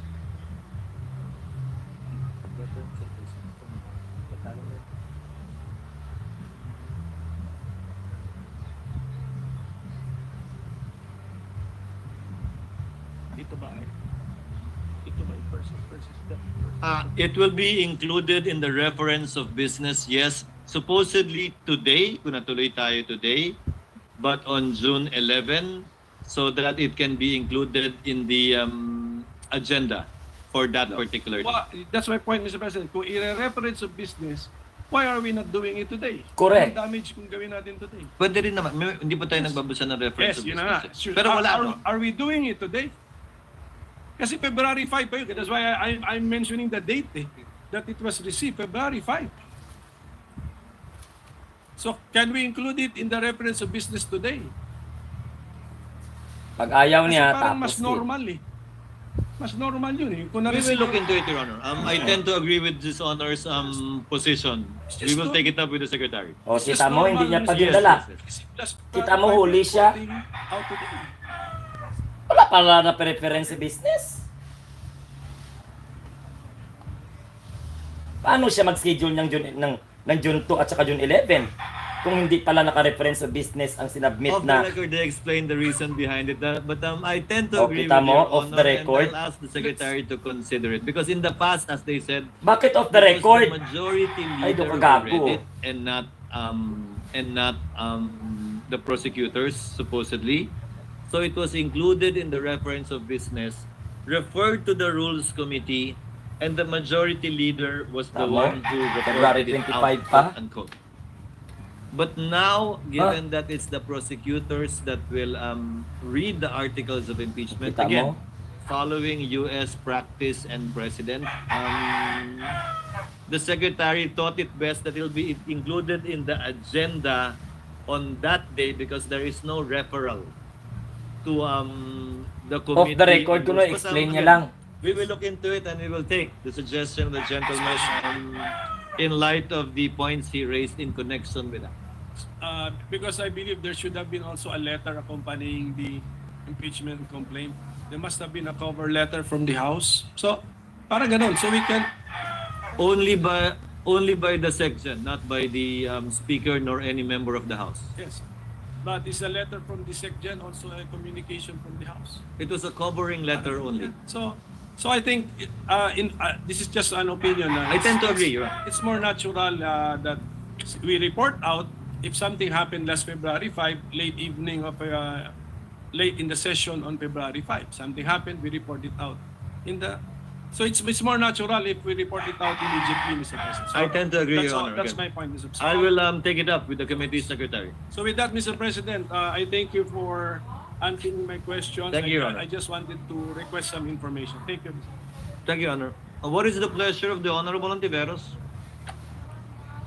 Salamat, Tabi, Mr. President. Gusto kong magdagdag ng point dun sa binanggit pareho ng majority leader, ng minority leader, at pati ng Senate President. Yung references sa US practice and precedent. Kaugnay nung isa sa mga issue na pinag-usapan dito sa floor, kung pwede ba o dapat bang mag-carry over yung impeachment process mula sa 19th Congress hanggang sa 20th Congress. And I would just like to put this on the record, Mr. President. Galing po ito sa isang piyesa authored ni UP Professor Paulo Tamase, nag-appear po sa June 2025 issue ng Philippine Law Journal. Sabi po dito, Emerging Issues in Impeachment, page 19 dun sa journal, allowing impeachment to cross over Congresses is consistent with American practice. Following the practice of the United Kingdom, Thomas Jefferson's Manual of Parliamentary Practice states that an, quote, impeachment is not discontinued by the dissolution of Parliament, but may be resumed by the new Parliament, close quote. The US Congress na binanggit ng majority leader, ng minority leader at ng Senate President, the US Congress has observed this for over 200 years. From the 1803 impeachment of Judge John Pickering to that of Judge Porteus in 2009. In Congress, impeachment proceedings are not discontinued by a recess. The following impeachment proceedings extended from one Congress to the next. 5 halimbawa, Mr. President, sa article na ito. Babangkitin ko lang yung pang-apat kasi yun pamilyar sa ating mga Pilipino. 4. The impeachment of President Clinton was presented to the Senate after the Senate had adjourned sine die. After, Mr. President, the Senate had adjourned sine die for the 105th Congress, and the Senate conducted the trial in the 106th Congress, Mr. President. So, for the record lamang po, dahil very, very pertinent sa binanggit ng majority leader, ng minority leader, at pati ng Senate President na following US practice and precedent. And with one very recent concrete example po dun sa impeachment ni US President Clinton. So I hope that we can consider this in our own decision-making, Mr. President, even after the rescheduled presentation by the House prosecutors to the Senate as an impeachment court on 11th June. Salamat, Tabi, Mr. President. Duly noted and entered into the records. Majority Floor Leader. Just to reiterate again, yung nabanggit ko po kanina nga, magkaiba yung sa Philippine Senate at US Senate kasi ang naiiwan sa US Senate tuwing mag-ieleksyon ay 67 senators, enough to constitute a quorum out of 100 senators and enough to convict or acquit. Sa atin po, 12 lang. Not enough to have a quorum of 13, more so a number of 16 to convict or acquit. But be that as it may, Mr. President, we have all the discussions done, and I think this would really be part not just of the discussions that whatever case would be elevated to the Supreme Court would eventually be decided in the near term. Mr. President, I seek a minute suspension, Mr. President. Session is suspended.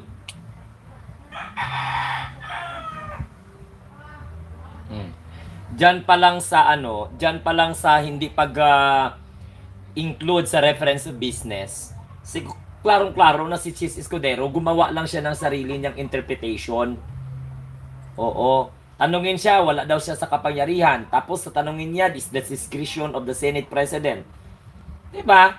mayroon siyang instance na sasabihin niya na that's not a decision of the Senate President, it's the decision of the plenary. I move to Ay, reconsider the approval on second reading of House Bill number 7500.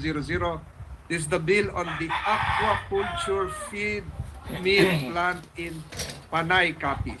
Believe that it is in the best of our interest to take an opportunity to refine the provisions of this bill in the period of amendments. So I move this to recognize, as we open the period of amendments, the sponsor, Senator Cynthia Villar.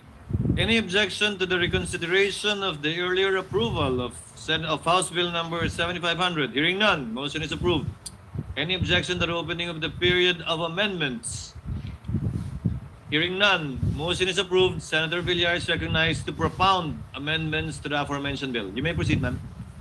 Mr. President, additional omnibus amendment to House Bill number 7500 or the aquaculture feed mill plant of the province of Capiz.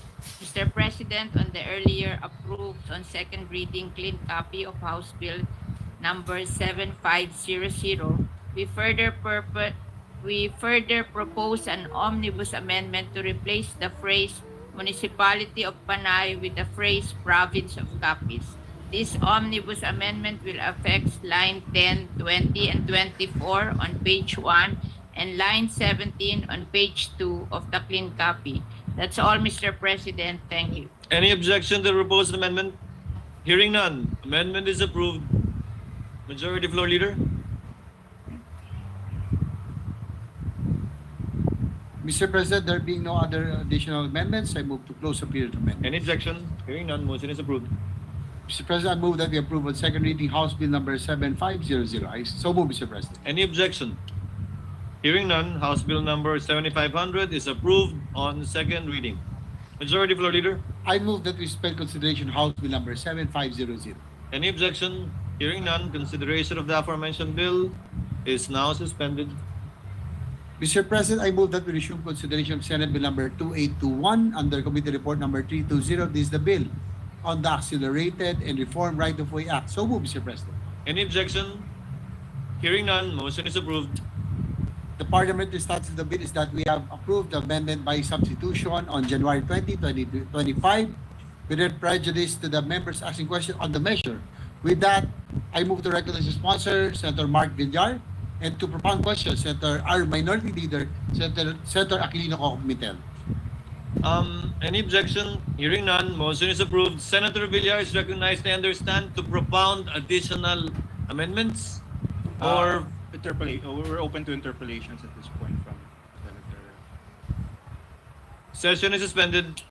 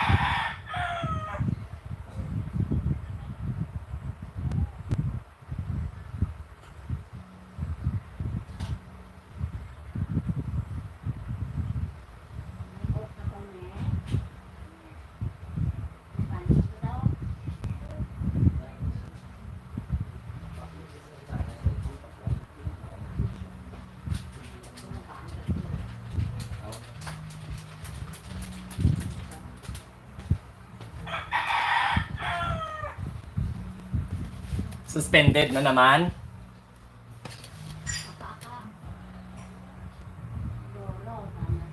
Suspended na naman ang sesyon.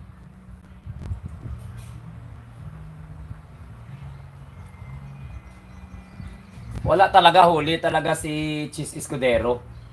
Kumbaga tinulugan ni Chis Escudero ang impeachment trial. Kasi na-transmit ang article of impeachment February 25.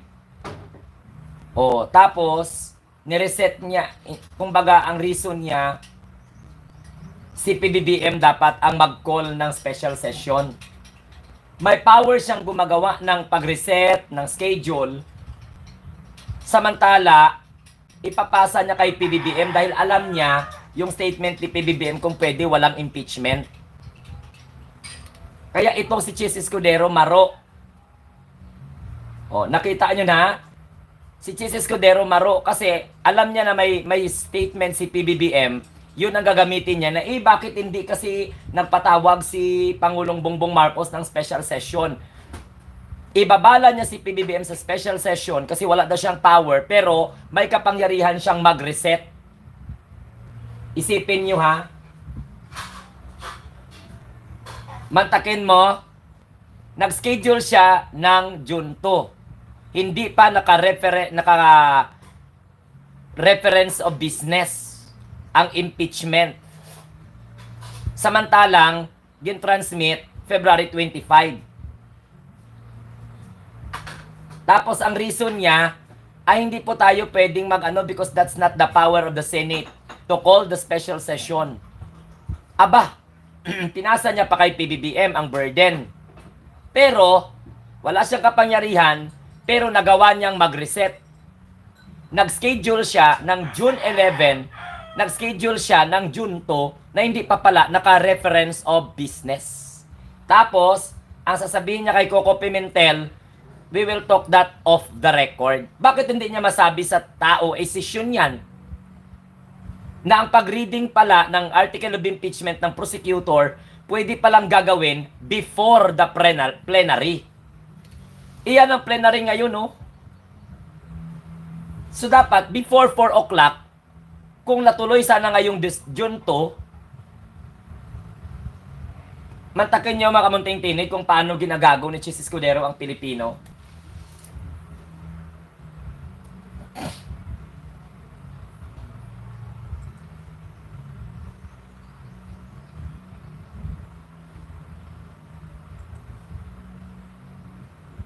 Tapos, nag-base sila, ang reference nila is US when it comes to impeachment.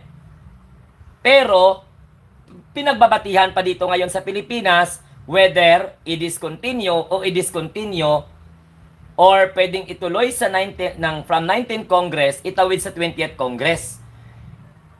US man pala pagbabasihan ninyo, nagsasabi na nga yung reference na discontinued. So, ibig sabihin, tuloy-tuloy kahit magpalit pa ang Kongreso.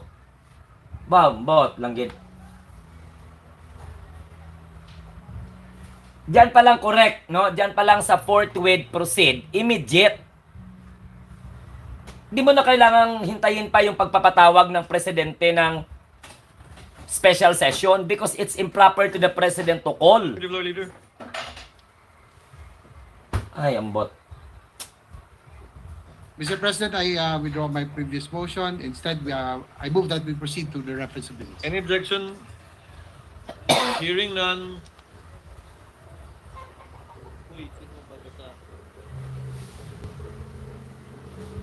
Motion is approved. Senate Secretary is directed to take up the reference of business. Bills on first reading. Senate Bill number 2988, an act prescribing additional requirements for labeling and packaging fruit and vegetable juices, amending for the purpose Articles 4 and 84 of RA number 7394 as amendment, otherwise known as the Consumer Act of the Philippines by Senate President Escudero. To the Committees on Health and Demography, Trade and Commerce, and Entrepreneurship. Senate Bill number 2989, an act regulating children's use of social media towards promoting their safety, well-being, and responsible digital use by Senator Padilla. To the Committees on Public Information and Mass Media and Science and Technology. Senate number 2990, increasing the bed capacity of Overseas Filipino Workers Hospital from 50 beds to 100 beds, appropriating funds therefore, Senator Go. To the Committees on Health, Demography, and Finance. 2991, providing for a new visa category for digital nomads, appropriating funds therefore, Senator Villanueva.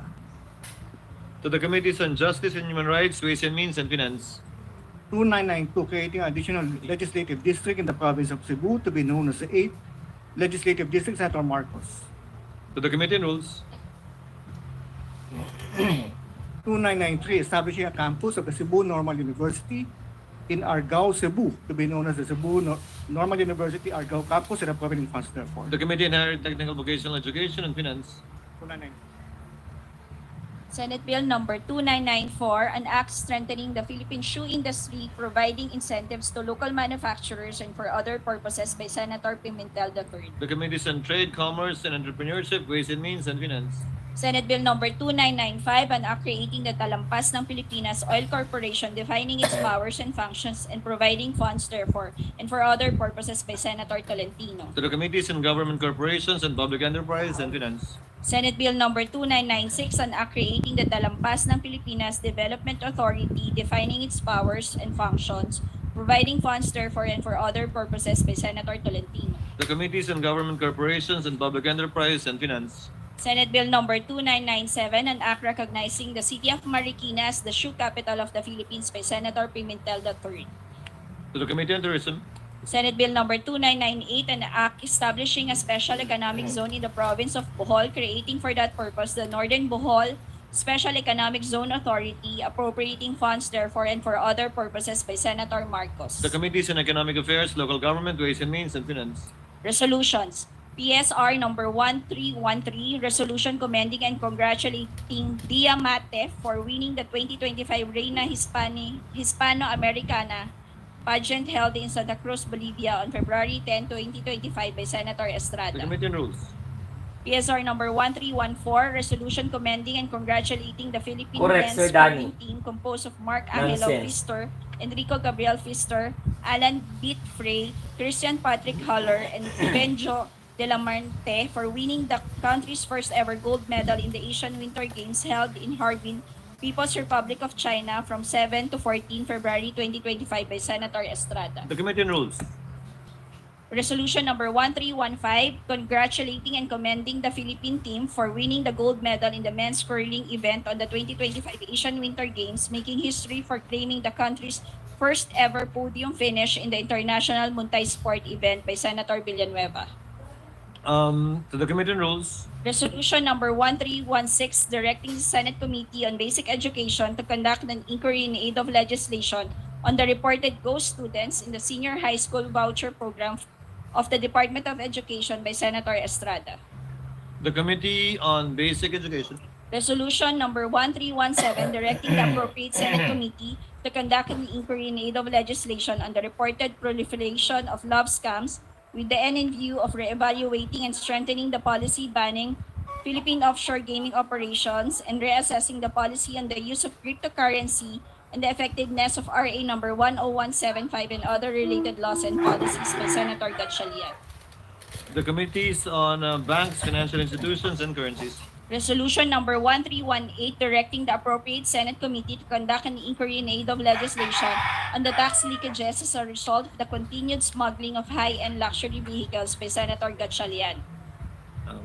To the Committee on Ways and Means.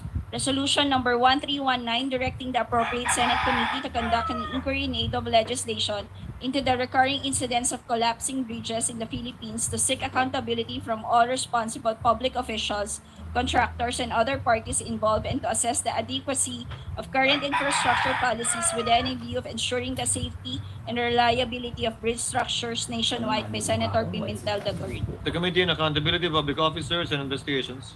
Resolution number 1320, commending and congratulating multi-awarded Filipina film and television actress Judy Ann Santos Agoncillo for winning the Best Actress trophy from the 45th Pantos Porto Film Festival in Porto, Portugal, Senator Estrada. The Committee on Rules.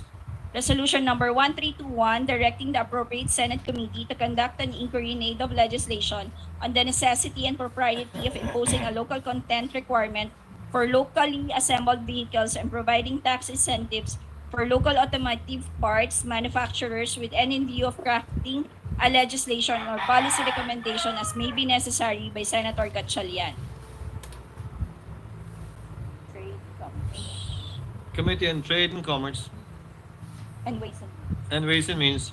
Resolution number 1322 directing the Committee on Accountability of Public Officers and Investigation to conduct an inquiry in aid of legislation on the sudden collapse of the Cabagan Santa Maria Bridge in the province of Isabela, less than a month after it was completed and open to the public, leaving 6 persons injured to look into the process and protocols of the Department of Public Works and Highways from planning to bidding to construction to inspection and to the testing of public infrastructure projects in order to ensure public safety and how the DPWH deals with errant and abusive contractors by Senator Alan Cayetano. The Committee on Accountability of Public Officers and Investigations. Resolution number 1323 directing the Committee on Accountability of Public Officers and Investigations to conduct an inquiry in aid of legislation and oversight on the cancellation by the Department of Environment and Natural Resources of its supplemental joint venture agreement with Blue Star Construction Development Corporation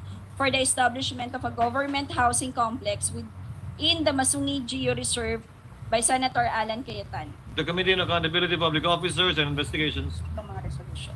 Resolution number 1324 directing the appropriate Senate committee to conduct an inquiry in aid of legislation on the continuous proliferation of tax scams vis-a-vis the implementation of the SIM Registration Act by Senator Gatchalian. The Committee on Public Services. Resolution number 1325 urging the Department of Labor and Employment to strengthen the enforcement of occupational safety standards, employer accountability in light of reported labor rights violation and hazardous working condition by Senator Tulfo. The Committee on Labor, Employment, and Human Resources Development. Resolution 1326 directing the Senate Committee on Blue Ribbon to conduct an inquiry in aid of legislation on the expired and wasted drugs, medicine, and medical supplies under the management of the Department of Health, Senator Villanueva. The Committees on Accountability of Public Officers and Investigations on Health and Demography. Resolution number 1327 commending and congratulating Filipino Olympian and National Pride Ernest John E.J. Obiena for a successful campaign in the 2025 pole vault indoor season and winning 1 silver and 2 gold medals by Senator Estrada. The Committee on Rules.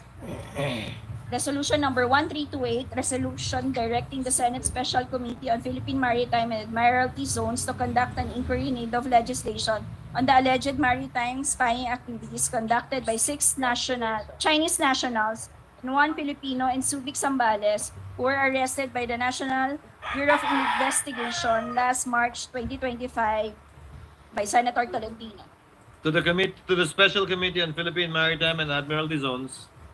Resolution number 1329 directing the appropriate Senate committee to conduct an inquiry in aid of legislation into the situation and security of non-Moro indigenous peoples in the Bangsamoro Autonomous Region in Muslim Mindanao, including the reported killings and acts of violence against them with the end view of strengthening legislative frameworks to protect their rights, ensure their safety, preserve their cultures, traditions, and institutions, and uphold their dignity and well-being by Senator Ligarda. The Committees on Cultural Communities and Muslim Affairs and Justice and Human Rights. Solution number 1330 commending and congratulating Filipina tennis player Alexandra Alex Maniego Iala for her historic and record-setting achievements in Miami Open held in Florida, USA from March 18 to 30, 2025 by Senator Estrada.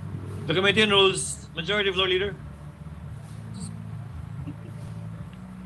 Mr. President, I move that we resume consideration of Senate Bill number 2821 under Committee Report number 320. This is the bill on the Accelerated and Reform Right-of-Way Act. So move, Mr. President. Any objection?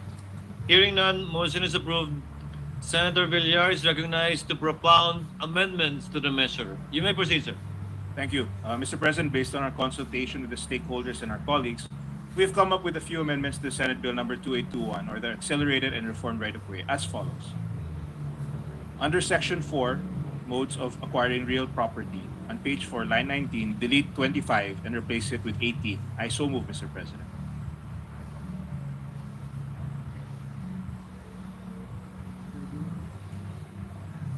Any objection?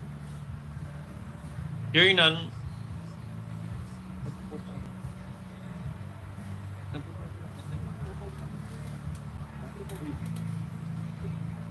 Motion is approved.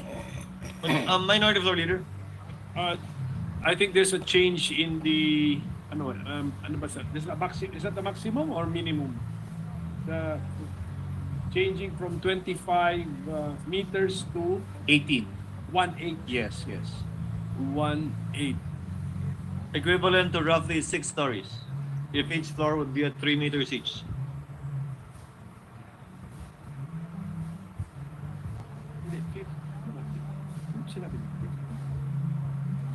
From 25 to 18, Mr. President. With the bidding. I been clarified, Mr. President. So the law has been already changed in the In the amended yes, in the committee report. Yes. committee report, and we are further amending. Amending it. Thank you. The gentleman may proceed. On the same page, after line 19, insert the following phrase. Provide that the implementing agency or private entity shall, during the design process, avoid existing subsurface structures to the extent that it is technically reasonable, and provided further that if existing structures cannot be avoided, such structures shall be duly compensated pursuant to this act. I so move, Mr. President. Any objection to the proposed amendment? Hearing none, amendment is approved. On page 5, after line 23, insert a new subparagraph C, which shall read as follows. C. Subject to relevant laws, rules, and regulations, the government or private entity may enter into agreements with property owners or national government agencies and government-owned or controlled corporations for donation, lease, use of rock, joint use, easement, right-of-way usage agreements, permit to enter, or other similar right to use the property necessary for infrastructure projects. The provisions of this act shall apply superlatorily to such agreements. I so move, Mr. President. Any objection to the proposed amendment? Hearing none, amendment is approved. Under Section 5, entry and use of property within ancestral domains. On page 5, line 26, delete the entire new Section 5 and replace it with the following provision. Section 5, entry and use of property within ancestral domains. In the exercise of the power of eminent domain, which involves the acquisition of land within ancestral domains covered by certificates of ancestral domain title or are confirmed by the National Commission on Indigenous People to be a part of the ancestral domain but are pending issuance of the CATI, the provisions of the Republic Act number 8371 or the Indigenous Peoples' Right Act of 1997 shall apply. Any objection to the proposed amendment? Hearing none, amendment is approved. Under Section 6, Rules on Negotiated Sale. On page 8, line 12, insert the acronym DHSUD after the word development. I so move, Mr. President. Any objection to the proposed amendment? Hearing none, amendment is approved. On page 8, line 21, after the word tax, delete the period and insert comma. The phrase from page 8, line 25 to 27, which states that as well as the documentary stamp tax, transfer tax, and registration fees, while the property owner shall pay any unpaid real property tax, shall be moved after the said comma. I so move, Mr. President. Any objection to the proposed amendment? Hearing none, amendment is approved. Mr. President, can I read I made an incomplete motion. I should have read the paragraph to be inserted. Can I move to add the following paragraph? I'll make a motion to insert the following paragraph. The gentleman may proceed. To facilitate the payment of taxes, the implementing agency may deposit or transfer funds in advance to the Bureau of Internal Revenue, which shall be deemed paid from the said funds for all taxes arising from the sale as they fall due. I so move, Mr. President. Any objection to the proposed amendment? Hearing none, amendment is approved. On page 9, line 7, delete the period before the sentence, the implementing agency. I so move, Mr. President. Any objection to the proposed amendment? Hearing none, amendment is approved. In the same page and line, delete the sentence, the implementing agency or the private entity shall cause the annotation of the deed of absolute sale on the certificate of title. I so move, Mr. President. Any objection? Hearing none, amendment is approved. On page 10, line 21, insert after the word Philippines the phrase or the private entity. I so move, Mr. President. Any objection to the proposed amendment? Hearing none, amendment is approved. Under Section 9, relocation of informal sectors. On page 15, line 22, delete Department of Human Settlements and Urban Development. I so move, Mr. President. Any objection to the proposed amendment? Hearing none, amendment is approved. In the same page, line 23, delete the open and closed parentheses of the acronym DHSUD. I so move, Mr. President. Any objection to the proposed amendment? Hearing none, amendment is approved. On page 16, after line 10, insert a new section 11, which shall read as follows. Section 11, relocation of utilities and facilities owned by utility providers affected by a national government project. The just compensation related to relocation of utilities owned by utility providers affected by a national government project shall be determined based on the guidelines of the concerned regulatory body. This shall include, but is not limited to, compensation for direct and indirect costs. The Interagency Committee constituted under Section 18 of this Act shall issue the implementing rules and regulations for this provision. Subsequent sections shall be renumbered accordingly. I so move, Mr. Any President. objection to the proposed amendment? Hearing none, amendment is approved. Under Section 11, appropriations for acquisition of right-of-way site or location for national government infrastructure projects in advance of project implementation. On page 16, line 30, delete the word "and." I so move, Mr. President. Any objection to the proposed amendment? Hearing none, amendment is approved. On page 17, line 3, delete the period and replace it with a semicolon and insert the word "and." I so move, Mr. President. Hearing none, amendment is approved. In the same page, after line 3, insert a new subparagraph E, which shall read as follows. E. Such other entitlements that are necessary to allow project-affected persons to return to their respective way of life prior to the implementation of the project, such as but not limited to 1. Transportation costs, 2. Subsistence allowance or inconvenience allowance, 3. Resettlement assistance or rental subsidy, 4. Business income loss, and 5. Skills training. I so move, Mr. President. Any objection to the proposed amendment? Hearing none, amendment is approved. On page 18, after line 22, insert a new section 14, which shall read as follows. Section 14, guidelines on information sharing and assistance for right-of-way acquisition. All concerned departments, agencies, instrumentalities, bureaus, and offices of the government, including GOCCs and LGUs, and private entities, shall extend prompt assistance and provide relevant data for acquisition of right-of-way by implementing agencies or private entities. This shall include, but is not limited to, information and support related to appraisal, expropriation, resettlement of informal settler families, utility relocation, and permitting. The Interagency Committee constituted under Section 18 of this Act shall issue the implementing rules and guidelines for this provision, and the subsequent sections shall be renumbered accordingly. I so move, Mr. President. Any objection to the proposed amendment? Hearing none, amendment is approved. A new Section 15 is hereby inserted after the new Section 14, and the subsequent section What shall... page are we in, Your Honor? This is on page 18. You may proceed, sir. A new Section 15 is hereby inserted after the new Section 14, and the subsequent section shall be renumbered accordingly. The new section shall be read as follows. Section 15, Foreign Assisted Projects, the guidelines and procedures concerning right-of-way acquisition, including resettlement action plans under the approved loan or grant agreement signed and executed by the Government of the Philippines and the official development assistance institutions shall be observed. Additionally, the required international social safeguards and/or environmental, social, and governance guidelines for PPP projects or projects with a PPP component, where an international financing institution handles project preparation and transaction advisory service, shall also be observed. In case of conflict or ambiguity between the provisions of this Act and the ODA guidelines, including the relevant international social safeguards and/or environmental, social, and governance guidelines, the latter shall prevail. I so move, Mr. President. Any objection to the proposed amendment? Hearing none, amendment is approved. Under Section 18, Implementing Rules and Regulations. On page 19, line 30, delete National Economic Development Authority and replace it with the Department of Economy, Planning, and Development. On page 20, line 2, delete Department of Human Settlements and Urban Development and replace it with the acronym DHSUD. I so move, Mr. President.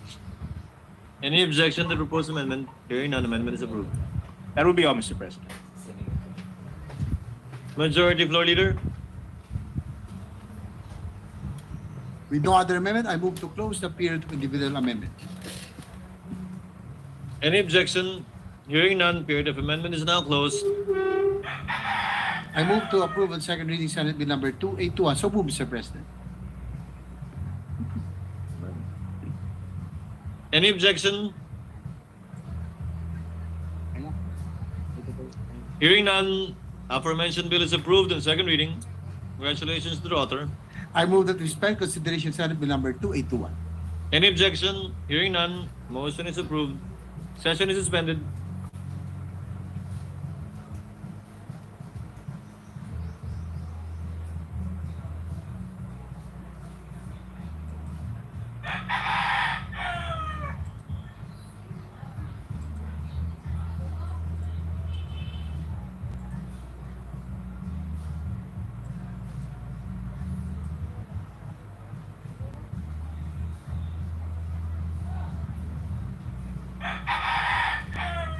Beyond the reach of private utilities.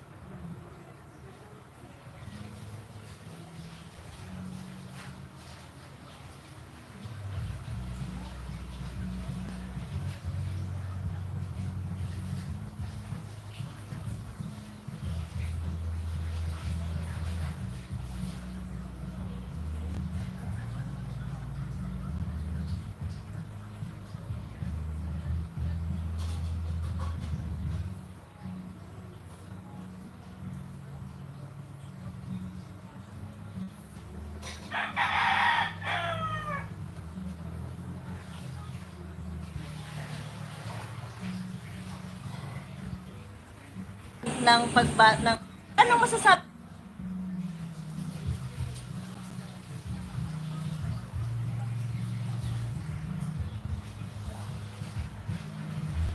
Anong masasabi ninyo dun sa postponement ng ng impeachment proceedings, sa delays sa impeachment proceedings? Yung sulat sa akin ni Senate President Escudero is pretty straightforward. Kaya yung impeachment complaint ay nasa Senado na. So we leave it to their sound discretion as to how they want to proceed and conduct. No? The Senate President outlined the priority measures, like the measures that they would like to prioritize first. So we have to respect the decision of the Senate President. But do you agree, sir, na dapat po i-prioritize ang legislative over the impeachment proceeding? Well, as I said, the impeachment complaint has been transmitted to the Senate. So it's best we leave it to the sound discretion of the Senate and how they plan on disposing. Some are concerned that the trial might not push through. Do you have the same concern? Well, everything is speculative at this point. But we hope things resolve itself positively for all. Natin kanina impeachment, nasa linya natin, Senate Minority.